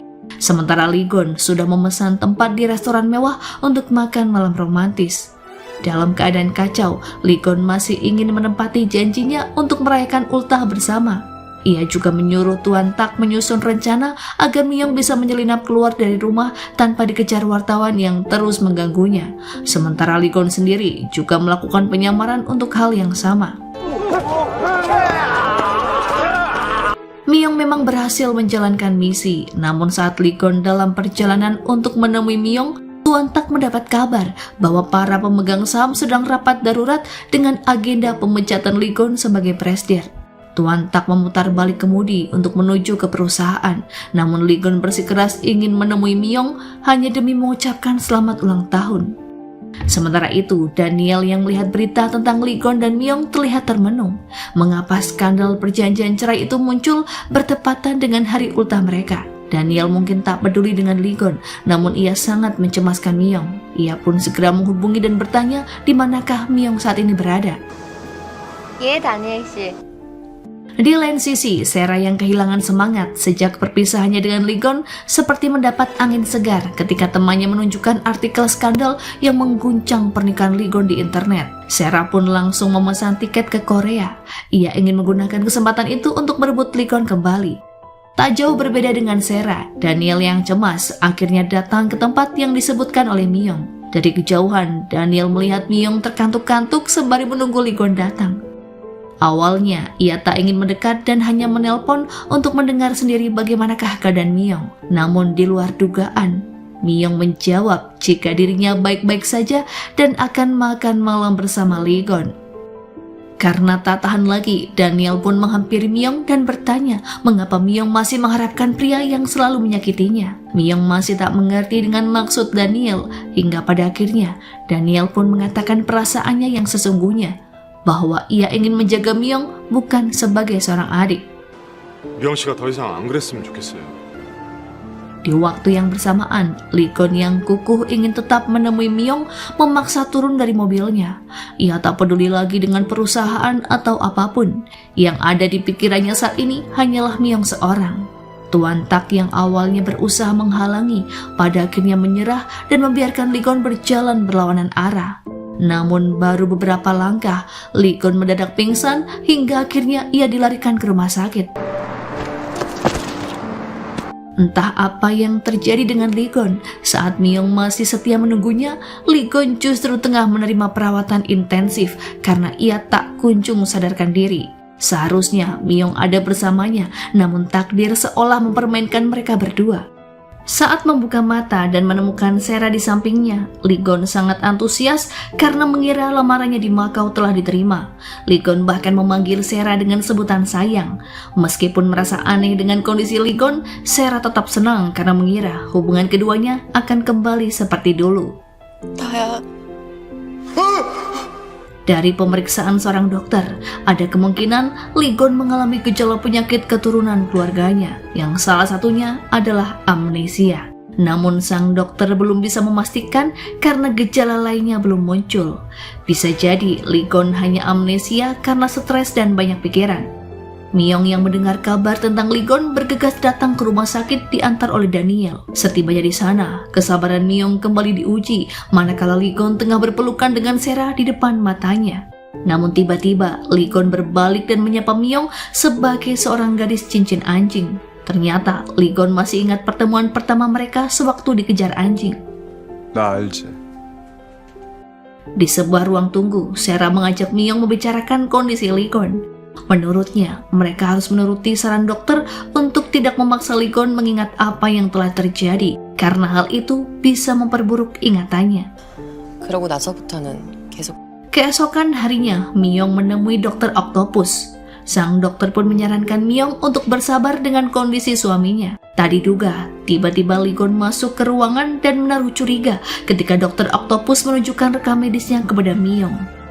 Tak ada jalan lain, Myung pun akhirnya berpura-pura menjadi asisten pribadi Lee Gon yang direkrut karena keahliannya berlari sewaktu mereka dikejar anjing. Meskipun merasa aneh, Lee Gon pun akhirnya menerima saja pernyataan itu lantaran Tuan Tak juga turut membenarkan. 김 비서 여기 있었네? Sebenarnya, tak masalah bagi Myung jika ia diperlakukan Lee Gon sebagai asisten. Yang terpenting baginya hanyalah bisa berada di dekat Lee Gon tanpa merasa asing. Sera yang merasa khawatir lantas memperingatkan Myung untuk menjauhi Lee Gon. Namun Myung menolaknya karena bagaimanapun ia ingin berada di sisi Lee Gon sampai ingatannya pulih. Kondisi Lee Gon yang amnesia sengaja dirahasiakan oleh Tuan Tak dari semua orang, termasuk Ketua Wang. Myung sendiri juga merahasiakan hal itu dari sang ibu. 그 사람 아프다. Baik Ketua Wang maupun Ibu Myung sama-sama kesal dengan Lee Gon karena tak kunjung meminta maaf dan membawa Myung kembali. Mereka tak tahu saja jika Lee Gon telah melupakan pernikahannya dan juga perasaannya terhadap Myung. Setelah mengetahui dirinya kehilangan ingatan selama 3 bulan terakhir, Lee Gon pun memutuskan untuk mengecek ponsel dan menemukan nama siput cinta di kontaknya. Karena penasaran, Lee Gon menelponnya dan pada akhirnya ia mengetahui jika itu adalah nomor Myung. Lee Gon lantas memberikan berbagai macam instruksi dan menyuruh Myung segera ke rumah sakit sembari membawa semua yang dipesannya. 사장이 없는 틈을 타가지고 땡땡이 치는 거 좀 딱 걸린 거라고. Saat menunggu Myung, Lee Gon membuka internet dan menemukan artikel teratas tentang skandal pernikahan kontrak. Lee Gon pada akhirnya tahu bahwa Myung bukanlah asisten melainkan istrinya. Ketika Myung datang, Lee Gon mengajaknya berbicara empat mata dan di saat itulah Myung kembali menerima kata-kata yang menyakitkan. Lee Gon tak ingat jika ia telah jatuh cinta dengan Myung dan bahkan ia menuduh Myung hendak menukar bayinya dengan uang serta meragukan jika dirinya adalah ayah dari bayi itu. Meskipun teramat sedih, Myung berusaha memahami jika Lee Gon hanya belum mengingatnya saja, bukan tak mencintainya. 왜 거짓말을 한 겁니까, 비서가? Sementara itu, Sera terus berusaha mendekati Lee Gon. Ia bahkan berhenti dari dunia balet demi cintanya. Namun keputusannya itu ditentang keras oleh sang ibu, lantaran ia tak mau Sera dicap sebagai wanita murahan. 너 미쳤구나. Saat Sera makan siang bersama Lee Gon, tiba-tiba 2 wanita kembar menghampiri mereka. Salah satu wanita itu adalah instruktur di kelas kehamilan, sementara yang lainnya adalah karyawan di toko perlengkapan bayi. Mereka sama-sama menyapa Lee Gon dan menanyakan kabar Myung. Namun, mereka pun terheran mengapa Lee Gon makan bersama wanita selain istrinya. Melihat semua itu, Sera pun kesal dan meninggalkan Lee Gon begitu saja. Saat Lee Gon menyusulnya, Sera memintanya untuk segera bercerai dengan Myung. Namun Lee Gon menolak karena ia masih ragu. Bagaimanapun, Myung sedang mengandung anaknya. Sera lantas meyakinkan bahwa ia akan merawat anak itu seperti anaknya sendiri ketika lahir nanti. 아기 때문이라면 그 여자가 애 놓고 그 애만 데려오면 되잖아. Usai melewati hari yang melelahkan, Lee Gon pulang ke rumah dan Ketua Wang langsung memarahinya karena tak membawa Myung turut serta. Lee Gon yang tak mengerti mengapa sang nenek sangat menyayangi Myung hanya bisa mengiyakan dan langsung masuk ke kamar atas saran Tuan Tak. Lee Gon merasa hanya beberapa hari tak pulang, namun suasana kamarnya telah berubah drastis. Ada buku cerita dan perlengkapan bayi di sana. Lee Gon juga menemukan buku harian yang ditulis oleh Myung. Saat membacanya, tanpa sadar Lee Gon meneteskan air mata. Keesokan harinya, Sera mengunjungi Lee Gon di kantor. Ia menanyakan foto mereka yang dulu dipajang di meja. Lee Gon pun mencarinya di laci. Dan ternyata, selain foto-fotonya dengan Sera, Lee Gon juga menemukan permen hati di sana. Seketika, ingatannya kembali tersusun satu persatu, mulai dari pertemuannya dengan Myung hingga bagaimana mereka mengungkapkan perasaan dan akhirnya berpisah. Kaki Lee Gon pun lantas melangkah keluar. Ia bahkan melepas tangan Sera yang berusaha menahannya pergi. Sembari mengemudi, Lee Gon teringat kisah cintanya dengan Myung dan sangat menyesali betapa ia sudah membuat istrinya menderita selama ini. Tangisnya semakin menjadi seiring laju rodanya menuju ke tempat Myung berada. Ketika ingatannya kembali, semua sangat menyakitkan bagi Lee Gon. Bahkan meskipun sudah sampai di restoran milik keluarga Myung, Lee Gon tak berani turun dari mobil dan hanya memandangi istrinya dari kejauhan.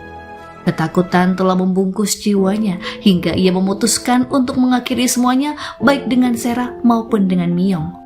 Menurut Dr. Octopus, mendiang ayahnya dulu mengalami gejala yang sama dengan Lee Gon dan kian hari kian memburuk. Lee Gon yang menduga hidupnya tak lama lagi, lantas mengubah surat perjanjian cerai menjadi surat wasiat, yang mana Lee Gon akan memberikan hak asuh dan seluruh asetnya kepada Myung jika dirinya meninggal dunia. 이혼 합의서에 있는 모든 내용은 없는 걸로 하겠습니다. 대신 Berpisah dengan istri dan calon anak yang sangat dicintai bukanlah hal yang mudah. Untuk terakhir kalinya, Lee Gon ingin menghabiskan waktu bersama Myung di kelas kehamilan. Saat itu, instruktur meminta mereka untuk menulis surat sambutan bagi sang bayi ketika lahir kelak. Ligon pun meminta Myung menulis surat berdasarkan ucapannya yang tanpa sadar juga merupakan curahan hatinya. Ketenaran, kekayaan, bahkan cinta tak akan ada artinya jika hidupnya tak lama lagi. Itulah yang dirasakan Ligon dan tak ingin ia bagi kepada Myung. Sebelum Ligon mengakhiri pernikahannya, ia lebih dulu menemui Sera untuk memutuskan hubungan. Sera yang tak siap berpisah lagi dengannya hanya bisa menangis dan memohon agar mereka bisa kembali seperti saat Myung belum hadir dalam hidup Ligon. Namun Ligon sama sekali tak terpengaruh dengan permintaan Sera karena keputusannya sudahlah bulat. Usai memantapkan hati, Ligon menghubungi Myung untuk bertemu. Ia juga membawa cangkir buatannya dan memberikannya kepada Myung. Saat Myung menerimanya, mengalirlah kata-kata perpisahan dari mulut Ligon. 아무리 봐도 우리 집안 분위기랑 어울리지 않길래.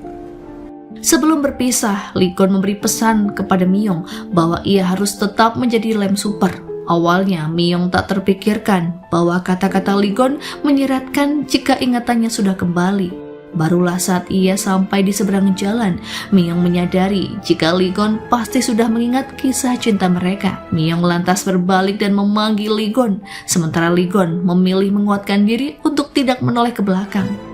Namun beberapa detik kemudian, Ligon menyesali perbuatannya. Myung yang hendak berlari menyusul Ligon tiba-tiba terpental akibat ditabrak mobil. Cangkir yang dibawanya pun turut pecah dan begitulah semuanya berlangsung semakin rumit. Organ dalam Myung robek dan harus dioperasi. Namun tindakan itu membutuhkan anestesi yang jelas berbahaya bagi janin. Ligon pun terpaksa memilih untuk menyelamatkan Myung karena tak mungkin juga bayinya bisa bertahan jika kondisi ibunya terus memburuk. Ligon tak mau mengorbankan kedua nyawa yang sangat berarti baginya. Saat siuman setelah operasi, Myung pun histeris ketika mengetahui bayinya sudah tiada. Ligon pun tak bisa melakukan apa-apa selain berusaha menenangkan Myung dan terus-menerus meminta maaf. Rasa bersalah memukulnya hingga ia tak sanggup lagi lebih lama berada di sisi Myung. Setelah pulih, Myung kembali menemui Ligon. Sebelum benar-benar berpisah, ia bertanya, maukah Ligon melupakan masa lalu dan memulai lagi sedari awal? Namun Ligon hanya menjawab dengan permintaan maaf dan hari itu juga keduanya resmi bercerai. Usai perpisahannya dengan Ligon, Myung menemui Daniel yang hendak berpamitan sebelum kembali ke Perancis. Daniel telah menjual kafenya karena ia putus asa setelah pencarian adiknya tak pernah membuahkan hasil. Dalam pertemuan itu, Daniel menyodorkan brosur sekolah seni di Perancis dan meminta Myung mempertimbangkannya. 난 미영 씨가 거기 다니면 좋을 것 같은데. Di hari keberangkatan Myung ke Perancis, Ligon bertemu dengan ibu Myung. Ternyata ibu Myung pun sudah menjual restoran yang dulu dibeli dengan uang dari Ligon. Ibunya merasa tak berhak menerima apa-apa lagi dari mantan menantunya itu. Meskipun menyesali semua yang terjadi, ibu Myung sangat mengerti bahwa Myung dan Ligon sama-sama telah berusaha. 너도 미영이도 할 만큼 했다. Ligon tergerak ingin menemui Myung untuk terakhir kalinya. Sayangnya, saat itu Myung sudah berada di bandara bersama Daniel. Ligon berusaha mengejar sebelum Myung benar-benar pergi jauh. Namun sekencang apapun suaranya memanggil Myung di bandara, nyatanya keduanya tetap tak bertemu. Myung sendiri yakin bahwa kali ini keduanya benar-benar tak berjodoh. Beberapa tahun kemudian Myung kembali ke Korea. Dandanannya telah berubah menjadi lebih stylish dengan rambut warna merah anggur. Myung sempat berpapasan dengan Ligon, namun sepertinya Myung tak mengenali Ligon lagi.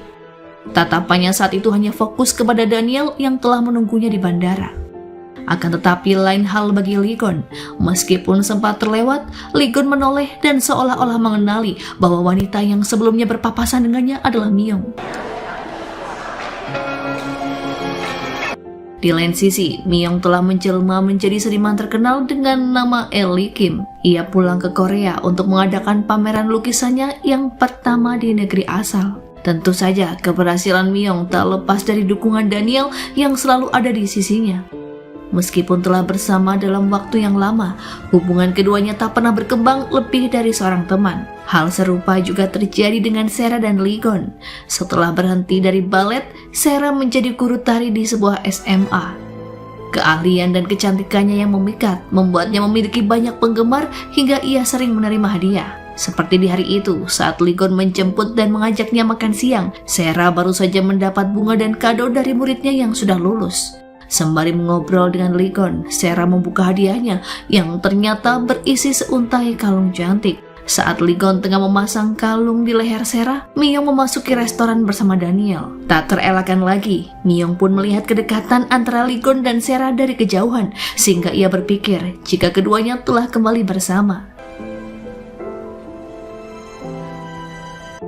Myung lantas memutuskan untuk mengabaikan rasa kecewanya, meskipun sesekali masih mencuri pandang ke meja Lee Gon dan Sera yang tak menyadari kehadirannya. Usai mengantar Sera pulang, Lee Gon segera menuju ke restoran ibu 3 anak milik keluarga Myung. Ternyata, meski sudah tak lagi menjadi menantu, hubungannya dengan mantan mertua masih terjalin hangat. Lee Gon menganggap ibu Myung seperti ibunya sendiri, begitupun sebaliknya. Sang ibu juga sangat senang ketika Lee Gon datang dan memakan masakannya dengan lahap. 아니 이제 이거 쓰면 진짜 한 10공기도 먹을 수 있어 나는.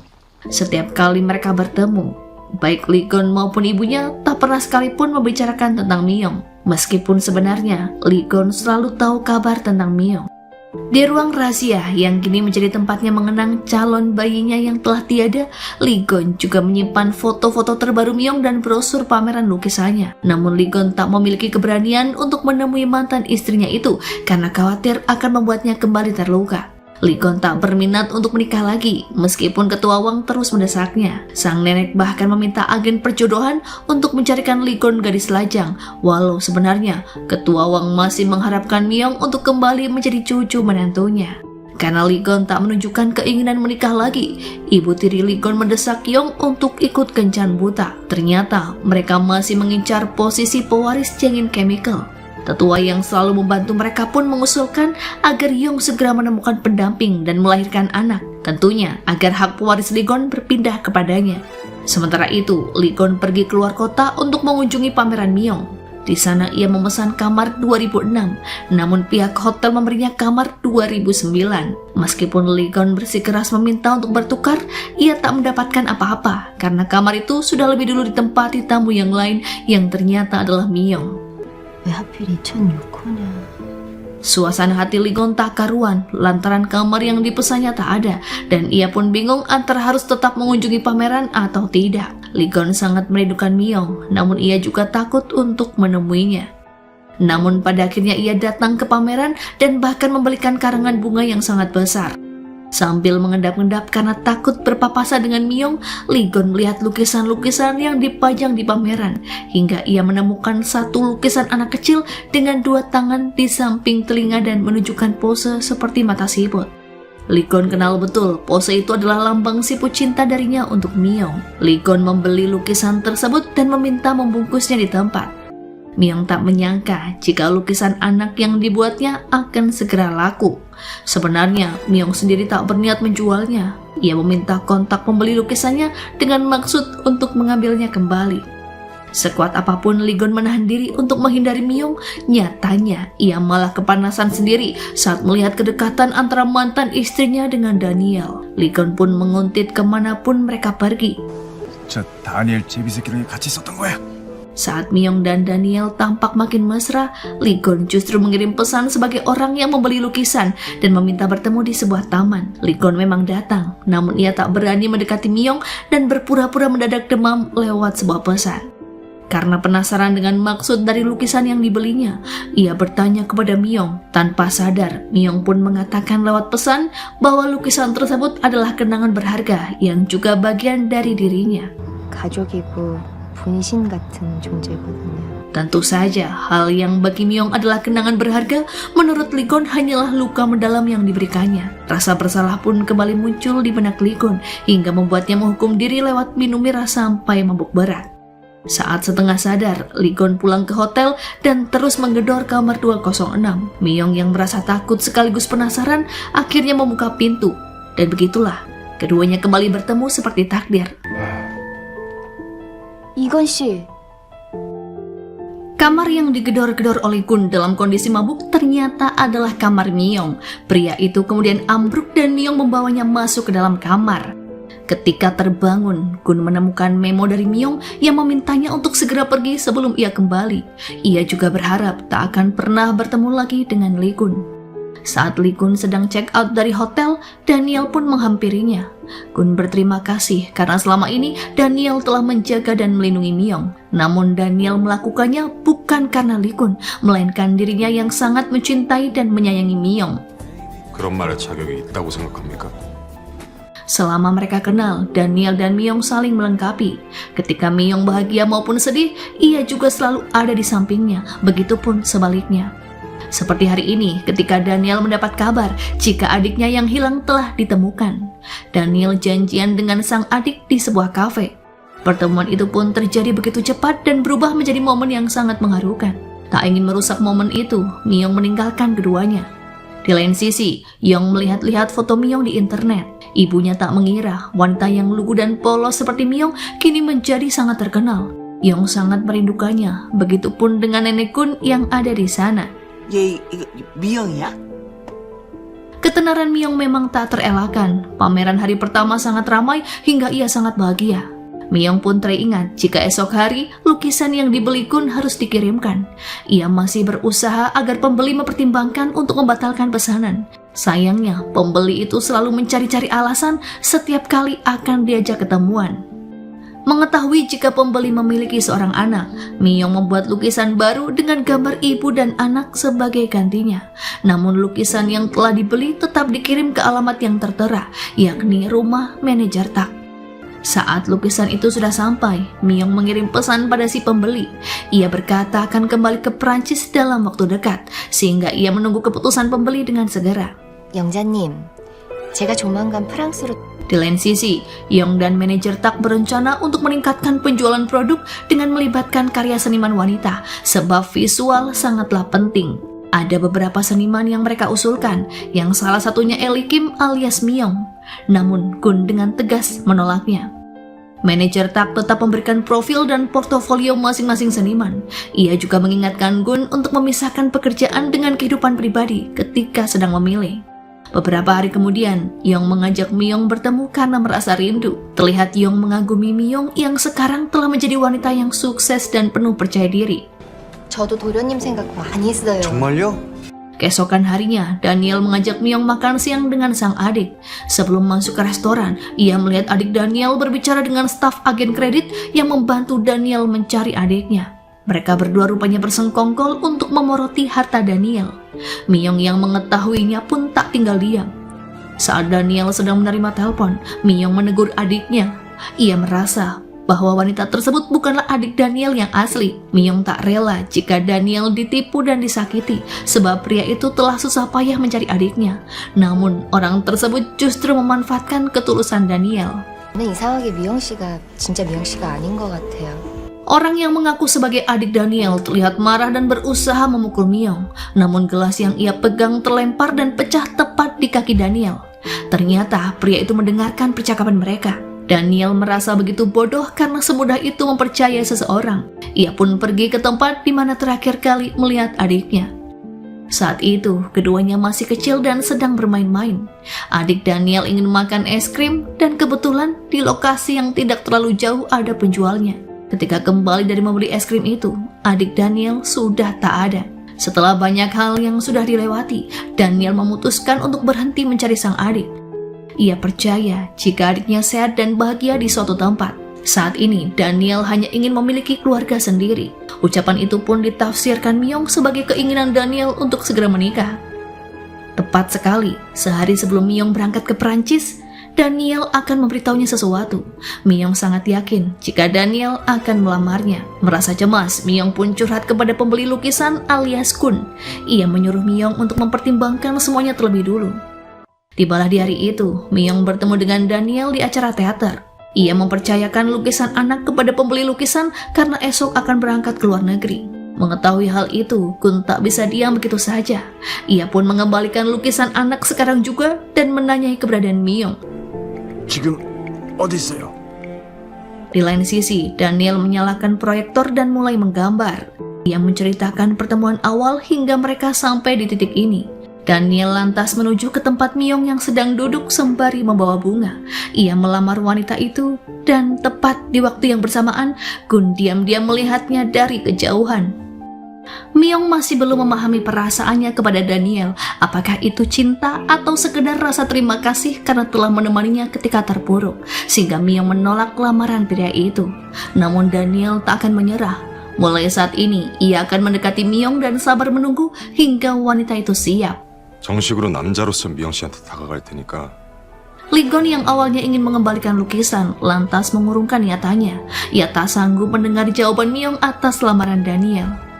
Ia tak berani mendekati mantan istrinya lagi, padahal manajer tak mendukungnya untuk kembali dengan Myung. Terlebih saat ini, penyakitnya sudah berangsur sembuh. 3년 동안 못 잊으시면 얼굴 한번 그냥 확 까고. Sebenarnya, Lee Gon masih khawatir bila sewaktu-waktu penyakit genetiknya kambuh, sehingga lebih baik ia memendam perasaannya dan tetap bersikap dingin terhadap Myung. Seperti saat ini, yang mana adalah hari kematian Gaedong bayi mereka. Ketika Gun menuju ke TKP kecelakaan, Myung sudah ada di sana terlebih dulu. Keduanya sama-sama teringat akan kejadian lampau yang membuat trauma batin hingga sampai saat ini. Namun Lee Gun pandai menyembunyikannya. 당신은 잊으면 안 된다. 무슨 말 같지도 않은 말을. Myung meminta Gun hidup bebas dan melupakan dirinya serta Gaedong. Bukankah ia dulu sudah menyerah dengan hak asuh bayi mereka? Berbeda dengan Myung, meskipun ia menjalani kehidupan yang baru, ia tak akan pernah melupakan Gaedong. Di malam harinya, Gun mengirim pesan kepada Myung sebagai pembeli lukisan. Mereka membicarakan banyak hal seperti kakak dan adik.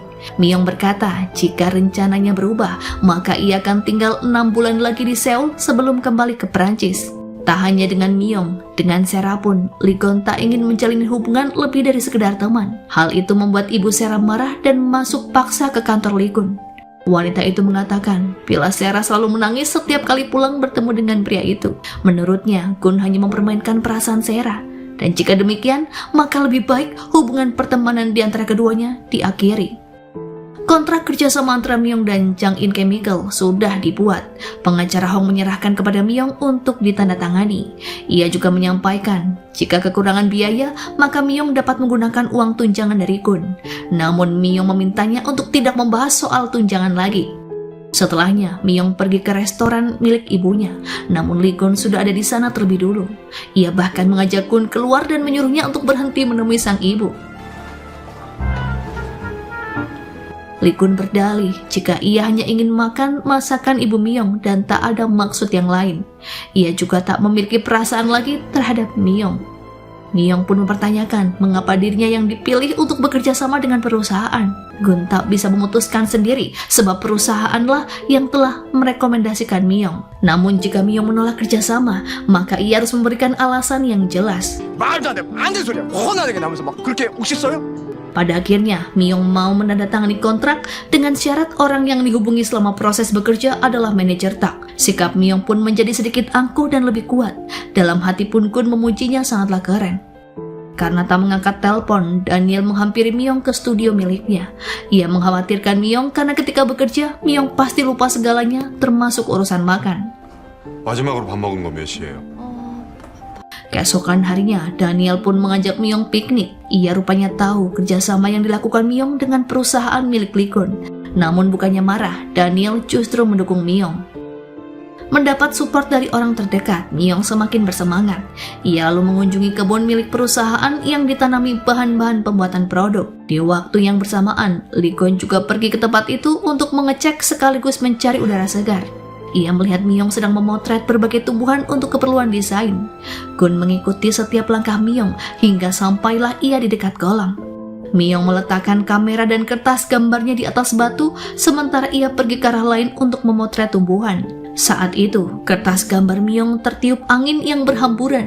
Lee Gon pun mengambilnya satu persatu dan meletakkan ke tempatnya semula, sembari mengawasi Myung karena ia takut ketahuan. Namun Myung menyadari keberadaan Lee Gon dan segera mencari sumber suara. Keduanya pun akhirnya dipertemukan. Myung marah dan menuduh Lee Gon membuntutinya. Padahal sudah berkali-kali ia berkata, jika di luar perusahaan, sebaiknya mereka tak pernah bertemu. Tiba-tiba saja hujan turun dan Gun berinisiatif menutupi Miyong dengan jasnya. Keduanya pun berlari turun ke arah pondokan. Tanpa sadar, Miyong dan Lee Gun seolah menikmati momen itu.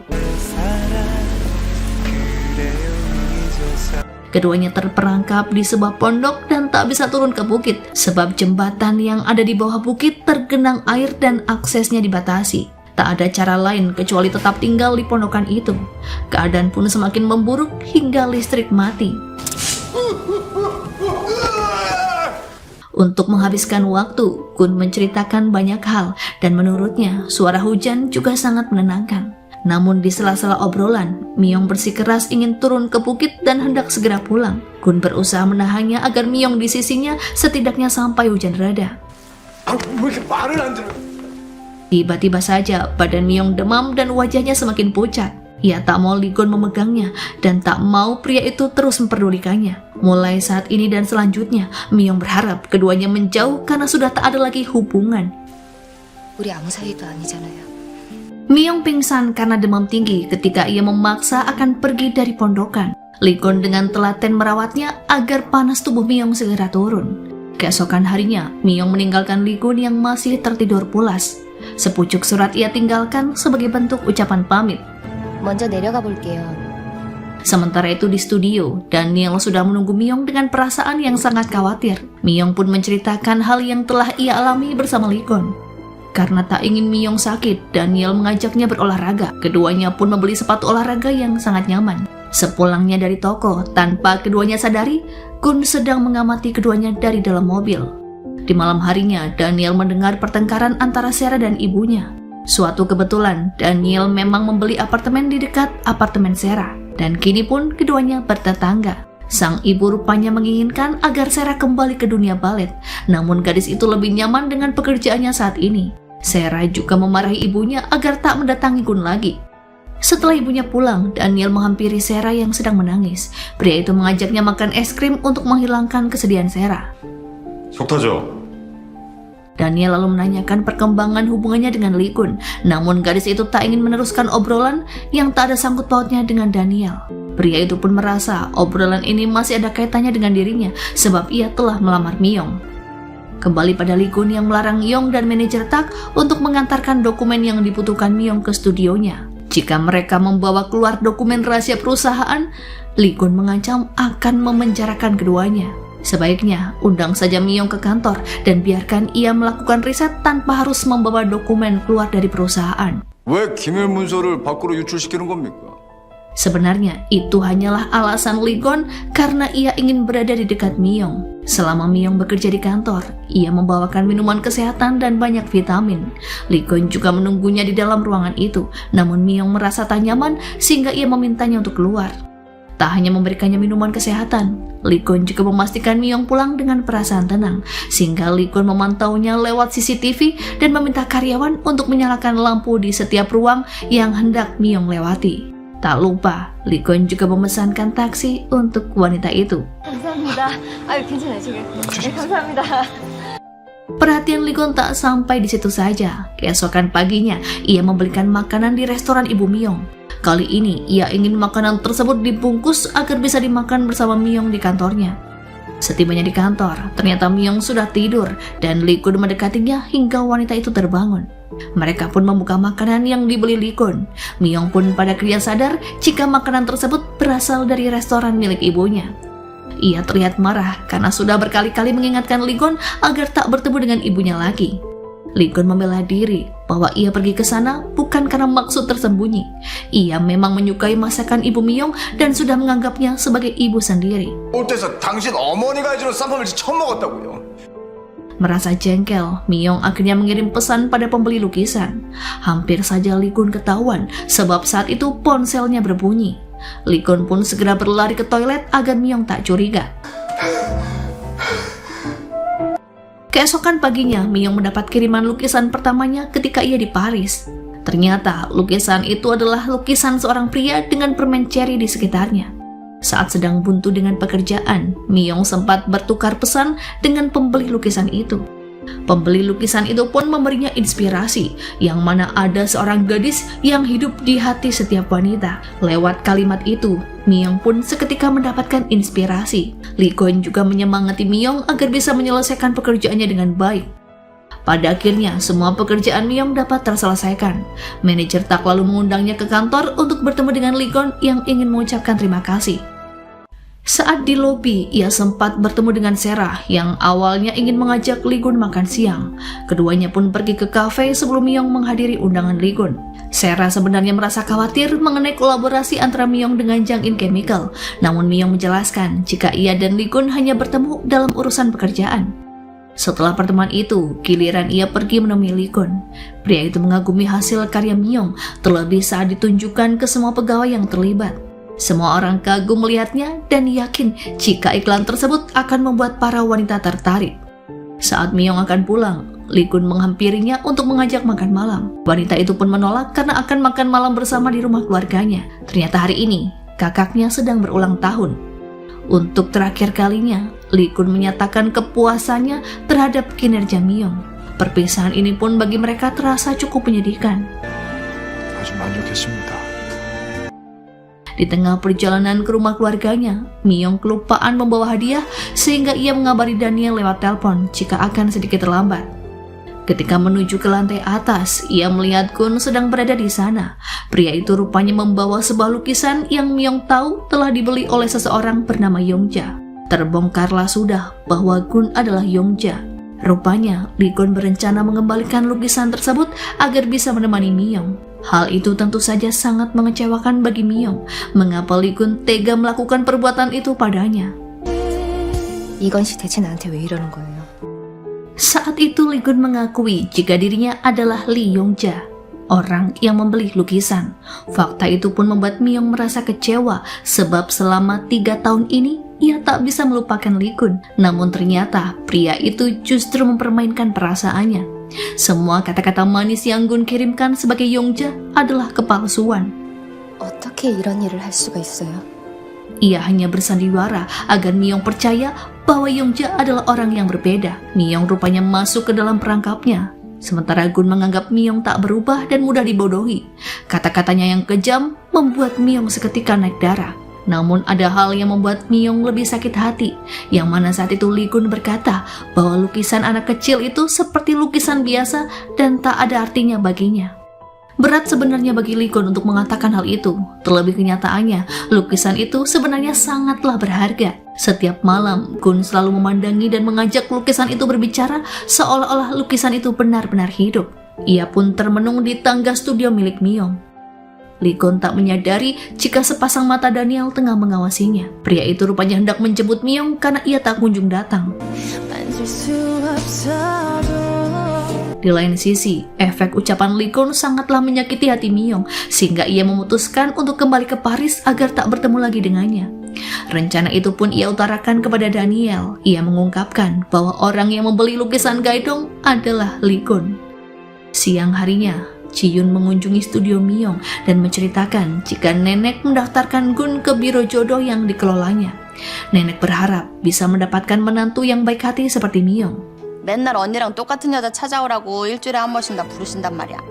Selama ini, Lee Gon memang tak pernah dekat dengan seorang wanita pun. Miyong juga memastikan hal tersebut pada Ji-yun yang dibenarkan jika Lee Gon memang sudah melajang sejak bercerai dengan Miyong. Bahkan nenek sangat mengkhawatirkannya karena Lee Gon tak kunjung menikah.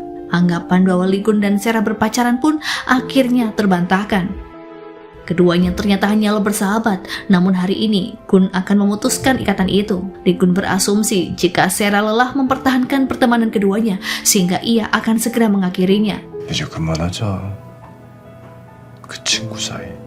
Keputusan Lee Gon membuat Sarah galau. Ia pun mengajak Daniel minum bersama dan menceritakan keluh kesahnya jika dirinya telah benar-benar ditolak oleh Gun, karena pria itu sepertinya masih mencintai mantan istrinya. Tak disangka Daniel, ternyata Gun selama ini mengidap penyakit kronis. Ia berpisah dari Miyong karena tak mau menyusahkan pasangannya. Informasi itu pun benar-benar membuat Daniel sangat terkejut. Keesokan harinya, ketika sedang berkemas, Miyong menemukan surat di pojokan bingkai lukisan yang dikembalikan oleh Lee Kun. Lukisan itu mengisyaratkan jika Lee Kun selama ini membohonginya, karena ternyata selama ini Lee Kun terus mengingat lukisan itu. 다시 떠올리게 돼서 정말 행복했습니다. Ada beberapa kalimat dalam pesan Gun yang ketika dicocokkan tak sinkron dengan ucapannya. Pada akhirnya, Miyong menginformasi hal tersebut kepada Gun secara langsung. Ia sekaligus ingin mengembalikan uang pembelian lukisan yang tak diterima Lee Kun. Miyong rupanya ingin memastikan semua ucapan Gun dalam surat ataupun pesan tulus atau hanya kebohongan belaka. Setidaknya sebelum berangkat ke Paris, ia harus mengetahui faktanya. Namun Lee Kun justru mengusirnya. Karena keberangkatannya ke Paris sangat mendadak, Miyong menemui pengacara Hong, yang mana pria itu bertanya mengapa dulu Miyong dan Lee Kun berpisah, padahal sebenarnya keduanya pasangan yang sangat serasi. Miyong pun tak tahu karena Lee Kun tiba-tiba memutuskan hubungan tanpa memberitahu alasannya. Ada banyak hal yang baru Miyong ketahui, yang salah satunya pertemanannya dengan Sera kali ini. 궁금해지려고 해요. Sera juga mengungkit pertemuan keduanya 3 tahun silam ketika ia menunjukkan surat cerai Kun. Sera rupanya ingin meluruskan bahwa surat itu sebenarnya adalah palsu. Ia sengaja melakukan hal tersebut untuk mendapatkan hati Kun kembali. Sebelum berangkat ke Paris, Miyong masih menghadiri acara bertajuk Malam Iklan Wanita. Di saat sesi wawancara, ia ditanya tentang proses mendapatkan inspirasi untuk proyeknya dengan Jang In Chemical.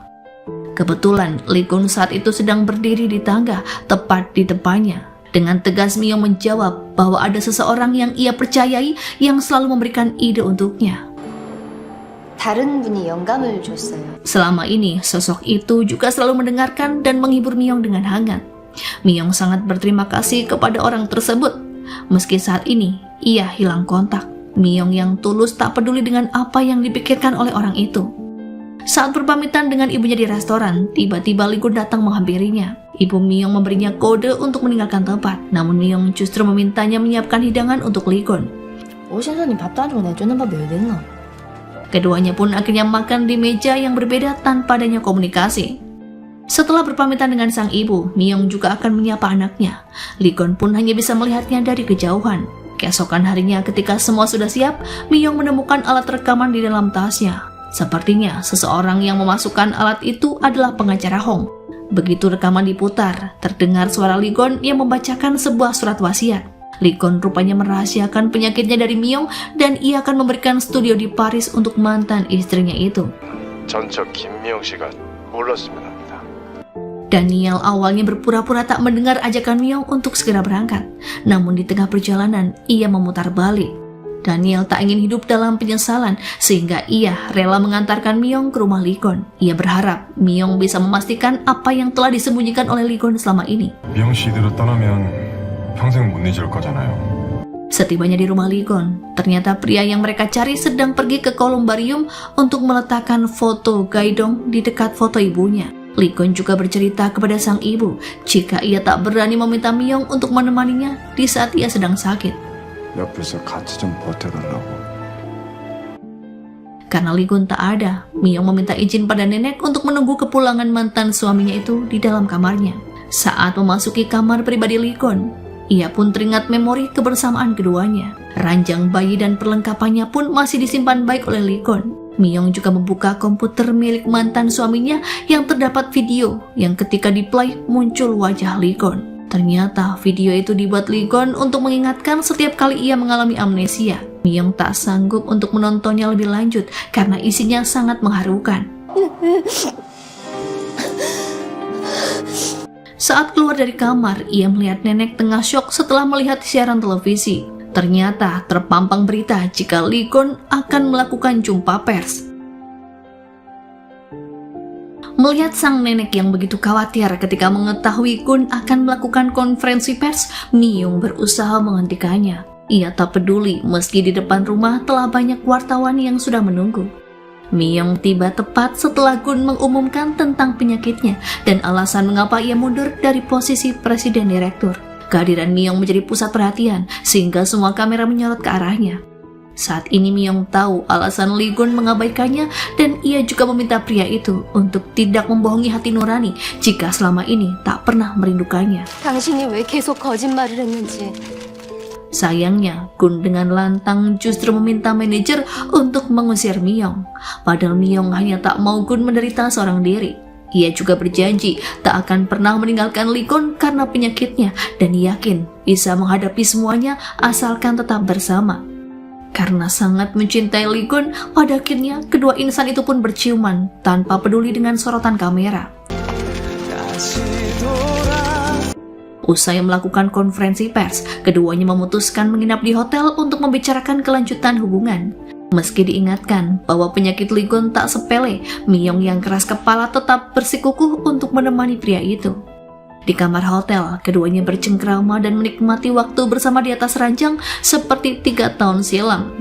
Baik Miyong maupun Lee Gun lebih leluasa dalam mengekspresikan perasaan cintanya. Hingga keesokan harinya, Miyong bermaksud meminta izin pada nenek untuk menemani Lee Gun karena ia tak mau Lee Gun yang ia sayangi menghadapi penyakitnya seorang diri. 미영아, 아플 때 아프더라도 Nenek tak menyetujui ide tersebut karena kakek Lee Gun dulu menderita penyakit yang sama, sehingga beliau pernah berada di posisi Miyong saat ini dan tahu risiko yang akan menanti. Merasakan kesungguhan hati Miyong, nenek pun menyerah dan akan memberi persetujuan jika ibu Miyong merestui mereka untuk rujuk. Sementara itu, rapat dewan untuk membahas pengunduran diri Lee Gun terjadi sangat kacau karena para tetua berselisih pendapat. Mayoritas dari mereka menolak keputusan tersebut sebab kinerja Lee Gun untuk membesarkan perusahaan selama ini sangatlah bagus. Ketika Gun datang, salah satu tetua yang sejak awal ingin menjatuhkannya menyuruh Lee Gun untuk membuktikan ucapannya di acara konferensi pers untuk melepas jabatannya. Gun memang akan mengundurkan diri dari posisi presidir, namun hanya dalam waktu 3 bulan untuk menikmati liburan. 제 거취는 제가 결정을 합니다. Selama Lee Gun absen, jabatannya akan diserahkan kepada orang yang bertanggung jawab dan berkompeten yang tak lain nenek Gun. Tak hanya Lee Gun, Miyong pun menyelesaikan masalah dengan bertemu dengan Daniel di kafenya dulu. Ia pun berterima kasih atas semua hal yang pernah Daniel lakukan sehingga Miyong bisa sampai di titik ini. Sayangnya, sampai saat ini hati Miyong tak dapat berlabuh kepada Daniel. Daniel pun seolah menerimanya dan berlapang dada. Meski seolah kuat dan tidak menampakkan kesedihan, nyatanya Daniel tetap mabuk untuk melupakan ucapan Miyong usai pertemuan itu. 강슬아 씨 나 엄청 허접하게 보셨네. Saat hendak naik ke lift, Sarah menemukan Daniel yang tengah mabuk berat hingga tak mampu berjalan sendiri ke apartemennya. Sarah lah yang memapah Daniel dan menidurkannya ke kasur hingga tak sengaja melihat 2 foto anak kecil yang ada di meja dekat ranjang Daniel. Seketika ekspresi Sarah berubah seolah mengingat sesuatu. Di lain sisi, sebagai anggota keluarga Lee Gun yang berpotensi mengidap penyakit yang sama, Yong juga melakukan pemeriksaan kesehatan. Walaupun dokter menyatakan jika Yong sehat, ia tetap tersugesti mengalami gejala-gejala amnesia sehingga memberitahu pada ibunya. Ibu Yong menyangkal bahwa anaknya lupa ingatan seperti Lee Gun sebab Yong sebenarnya bukanlah anak kandung dari ayah Lee Gun. 용아, 그게 말이야. Mendengar rahasia yang telah lama dipendam sang ibu, Yong berlari keluar rumah karena ia tak bisa menerima kenyataan ini. Di waktu yang bersamaan, Lee Gun dan Miyong akhirnya tiba. Lee Gun mengklarifikasi apa yang telah terjadi, sementara Miyong berusaha mengejar Yong. Ibu Yong menceritakan yang sebenarnya pada Lee Gun dan meminta maaf karena telah menutup-nutupi fakta bahwa ia dan Yong bukanlah kakak beradik. Wanita itu juga menyerahkan buku harian ayah Gun yang berisi ungkapan perasaannya sebagai pengidap suatu penyakit yang sesekali mengalami amnesia. Sama seperti dirinya kepada Miyong, ayah Lee Gun juga tak tega untuk memberitahu istrinya karena tak mau wanita yang ia sayangi menderita. Sepulang dari menghibur Yong, Miyong menghampiri Lee Gun yang tengah menangis dan memeluknya dengan penuh kasih. Lee Gun berterima kasih karena Miyong mau menemaninya di saat-saat terpuruk. Keesokan harinya, Miyong mengunjungi sang ibu untuk meminta restu rujuk dengan Lee Gun. Ia bahkan ingin menjalani hidup sesuai keinginannya. Ibu Miyong saat itu menentang karena tak ingin anaknya menderita jika penyakit Lee Gun kambuh, karena jika waktu itu tiba, pasti Miyong hanya akan ditemani kesendirian.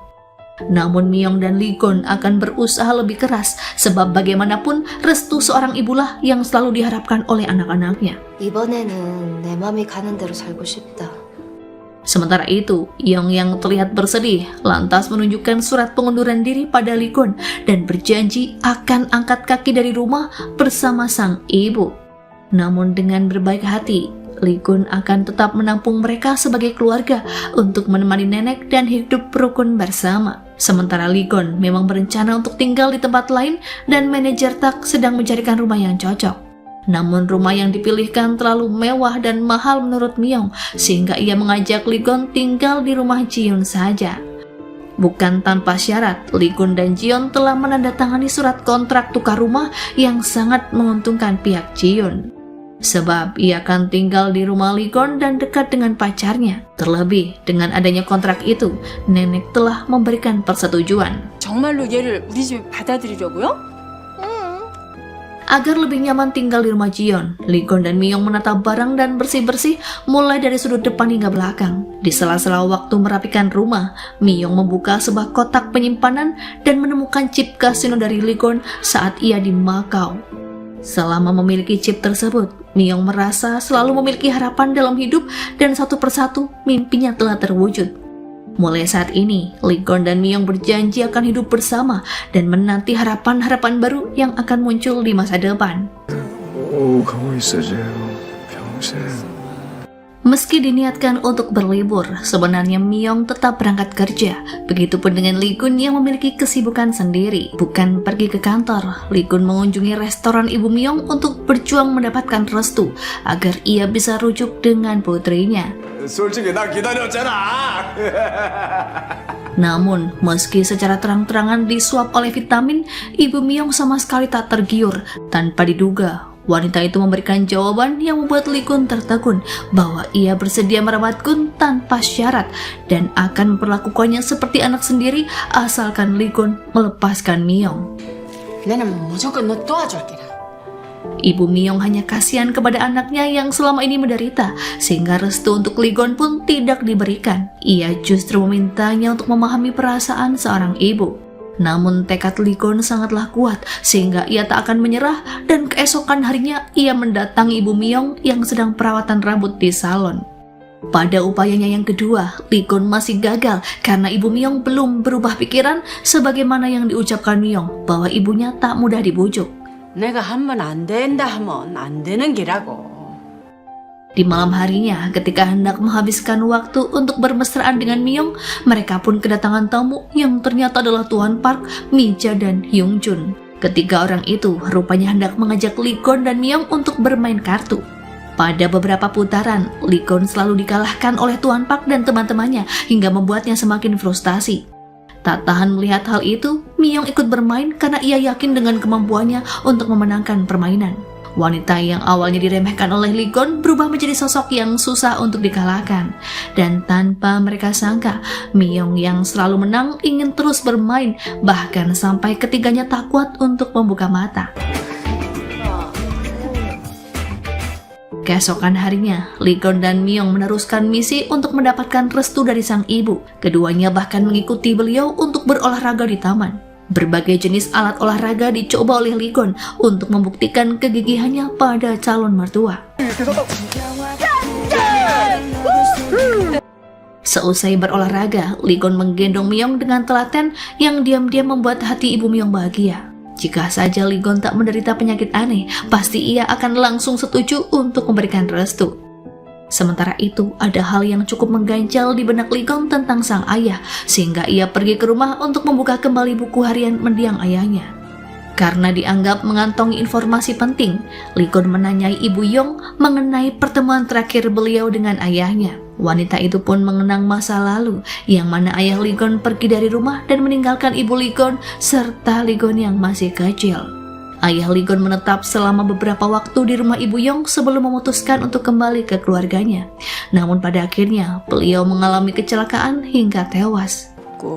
미안한 사람이었던 거지. Lee Gun berterima kasih pada Ibu Yong yang telah memberikan buku harian ayahnya, yang mana itu adalah benda satu-satunya yang masih tersisa dan mengubah persepsi Lee Gun atas sang ayah yang selama ini dianggap telah mengecewakan keluarganya. Ketika membuka kembali buku harian itu, Lee Gun juga menemukan sebuah foto yang terselip di halaman paling belakang, yang tak lain sebuah pohon yang rindang. Lee Gon teringat sesuatu dengan tempat di foto itu yang pernah ia kunjungi bersama sang ayah ketika masih kecil. Demi membantu pencarian, Lee Gon meminta bantuan pada seorang detektif yang ternyata adalah mantan bos perusahaan yang dulu pernah membeli pabriknya. Perusahaan beliau telah bangkrut karena banyak melakukan tindakan ilegal. Jika detektif berhasil menemukan lokasi pohon yang sama persis dengan foto itu, Lee Gon akan membayarnya 2 kali lipat. Mendengar tawaran yang sangat menggiurkan, mereka pun setuju meski tak memiliki clue sama sekali tentang tempat yang sedang dicari Lee Gon. Semenjak melihat foto anak kecil di apartemen Daniel, Sarah berupaya menghindari pria itu setiap kali bertemu. Namun hari ini, ia memberanikan diri untuk memencet bel apartemen Daniel dan menawarkan makanan buatannya sendiri. 처음 해봤거든요. Karena baru pertama kali memasak, tampilan kue yang dibawakan Sarah kurang menarik, walaupun setelah dicicipi ternyata rasanya enak juga. Mengenai foto anak perempuan yang dilihat Sarah di dekat ranjang Daniel, ternyata itu merupakan adik kandung Daniel yang menghilang ketika mereka masih kecil. Awalnya Sarah enggan mengatakan, namun kemudian ia mengaku jika anak perempuan di foto itu adalah dirinya, meskipun sebenarnya ia tak tahu menau mengapa keadaannya bisa seperti ini. 근데 왜 내가 그 사진 속에 있는지. Setelah beberapa hari berlalu, Daniel yang sekian lama tak menemui Myung mengajak gadis itu ke sebuah kafe untuk memberinya hadiah. Bukan barang, melainkan penampilannya bernyanyi di depan panggung yang membuat Myung menangis bahagia karena ia mengenang masa-masa indah mereka. Kebahagiaan itu tak hanya dirasakan oleh Myung, namun juga Lee Gon yang pada akhirnya mendapat restu setelah ibu Myung melihat usaha kerasnya. Akan tetapi, beliau tak sanggup memberikan doa disertai senyuman sehingga tak akan hadir di pernikahan mereka. 항상 웃게. 광대가 절대로 내려오는 일 없이. Beberapa waktu kemudian, sebelum mengikatkan janji suci pernikahan, Lee Gon mengajak Myung yang sudah merias diri dan menggunakan gaun indah untuk pergi ke suatu tempat. Manajer Tak dan yang lainnya pun dibuat panik karena tamu sudah berdatangan, begitupun nenek yang hampir saja pingsan. Alasan dibalik semua itu yakni karena detektif telah menemukan lokasi pohon yang dimaksud Kun, yang mana pohon itu akan segera dipindahkan. Detektif berusaha mengulur waktu agar petugas yang akan memindahkan pohon menunggu kedatangan Lee Gon dan Myung. Setibanya di sana, Lee Gon pun bernostalgia tentang momen kebersamaan terakhirnya dengan sang ayah. Selain bermain dan berbincang, mereka juga mengubur kotak yang hanya bisa dibuka setelah Lee Gon sudah dewasa. Lee Gon menggalinya dengan kuat sampai menemukan kotak kayu yang berisi barang-barang kenangannya dengan sang ayah, seperti bola tenis, kancing lengan, dan sebuah surat. Surat tersebut merupakan nasihat yang akan seketika mengubah kehidupan Lee Gon. Usai membaca surat sang ayah yang tersimpan di kotak kayu dan dikubur di dekat pohon yang menjadi tempat terakhir kali mereka bertemu, perasaan Lee Gon menjadi lebih lega dan bisa menjalani hidup tanpa beban. Keduanya tiba di lokasi pernikahan tepat setelah manajer Tak meminta para hadirin yang sudah mulai bosan menunggu kedatangan pengantin untuk pulang. Tak ingin melewatkan momen pernikahan putrinya, Ibu Myung yang awalnya menolak untuk hadir tiba-tiba muncul dengan hanbok dan dandanan yang sangat cantik. Berbeda dengan pertama, janji pernikahan kali ini diucapkan dengan sungguh-sungguh dan diakhiri ciuman mesra yang membuat para tamu terharu. Setelah resmi menikah, mereka memilih Pulau Jeju sebagai lokasi bulan madu. Lee Gon dan Myung menikmati perjalanan, bahkan Myung bisa menyetir sendiri dengan kondisi jalanan yang sepi, sehingga Lee Gon dapat mencium sang istri dengan puas. Sementara itu, keinginan nenek untuk segera menimang cucu bertolak belakang dengan rencana Lee Gon untuk menunda momongan selama 6 bulan. Ia rupanya ingin menikmati momen pernikahan bersama Myung. Pada akhirnya, nenek merencanakan proyek yang sama seperti kejadian di Makau 3 tahun yang lalu. Dibantu manajer Tak, ia meminta pelayan bar memasukkan obat kuat ke dalam minuman Lee Gon dan Myung. Sepertinya, dosis obat dari Tuan Pak sangatlah kuat, sebab meski hanya menenggak 1 gelas minuman, Myung dan Lee Gon langsung sempoyongan menuju ke kamar hotel. Keesokan paginya, tanpa mengingat detail apapun, keduanya terbangun dalam kondisi tidak berpakaian, persis pengalaman di Makau. Mengetahui sedang dijebak, Lee Gon dan Myung mencari otak di balik rencana konyol ini, yang tak lain manajer Tak dan Leong.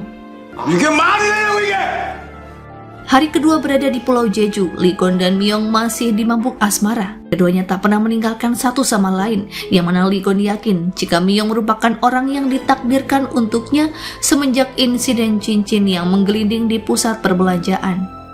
Pembicaraan romantis di bawah gemerlapnya bintang menjadi salah satu momen paling berharga dalam hidup mereka. 아주 슬픈 날이 올지도 몰라요. Beberapa waktu kemudian setelah bulan madu yang panas, Myung akhirnya hamil dan akan dikaruniai anak kembar. Yang mana hal itu sesuai dengan doa Ibu Yong agar mereka diberi anak kembar agar berkahnya berlipat-lipat. Sementara itu, Daniel memastikan foto anak perempuan yang selalu ia simpan adalah Sarah kepada ibu gadis itu yang tak pernah disangkal sedikit pun. Mengetahui fakta jika selama ini ia diadopsi dan wanita yang membesarkannya bukanlah ibu kandung, Sarah sepertinya sulit menerimanya. Di satu sisi, ia pun merasa beruntung masih diberi kesempatan untuk bertemu satu-satunya keluarga yang memiliki hubungan darah yang tak lain adalah Daniel. 세라야. Sementara itu, Lee Gon melakukan pemeriksaan medis dan hasilnya tak ada tanda-tanda kemunculan penyakit, sehingga dokter memintanya untuk menjalani hidup dengan lebih tenang. Beberapa tahun kemudian, anak Lee Gon dan Myung kembar laki-laki dan perempuan dan sudah besar serta hidup dipenuhi kebahagiaan. Saat piknik bersama di taman, Lee Gon membacakan dongeng menarik yang didengar oleh mereka dengan antusias. Lee Gon dan Myung sangat bahagia melalui pernikahan mereka dan bisa saling melengkapi. Tak ada penyesalan sedikit pun terhadap hal-hal yang telah dilewati karena meskipun dibumbui kesedihan dan masalah, namun selalu berakhir dengan kegembiraan. Dan film pun berakhir.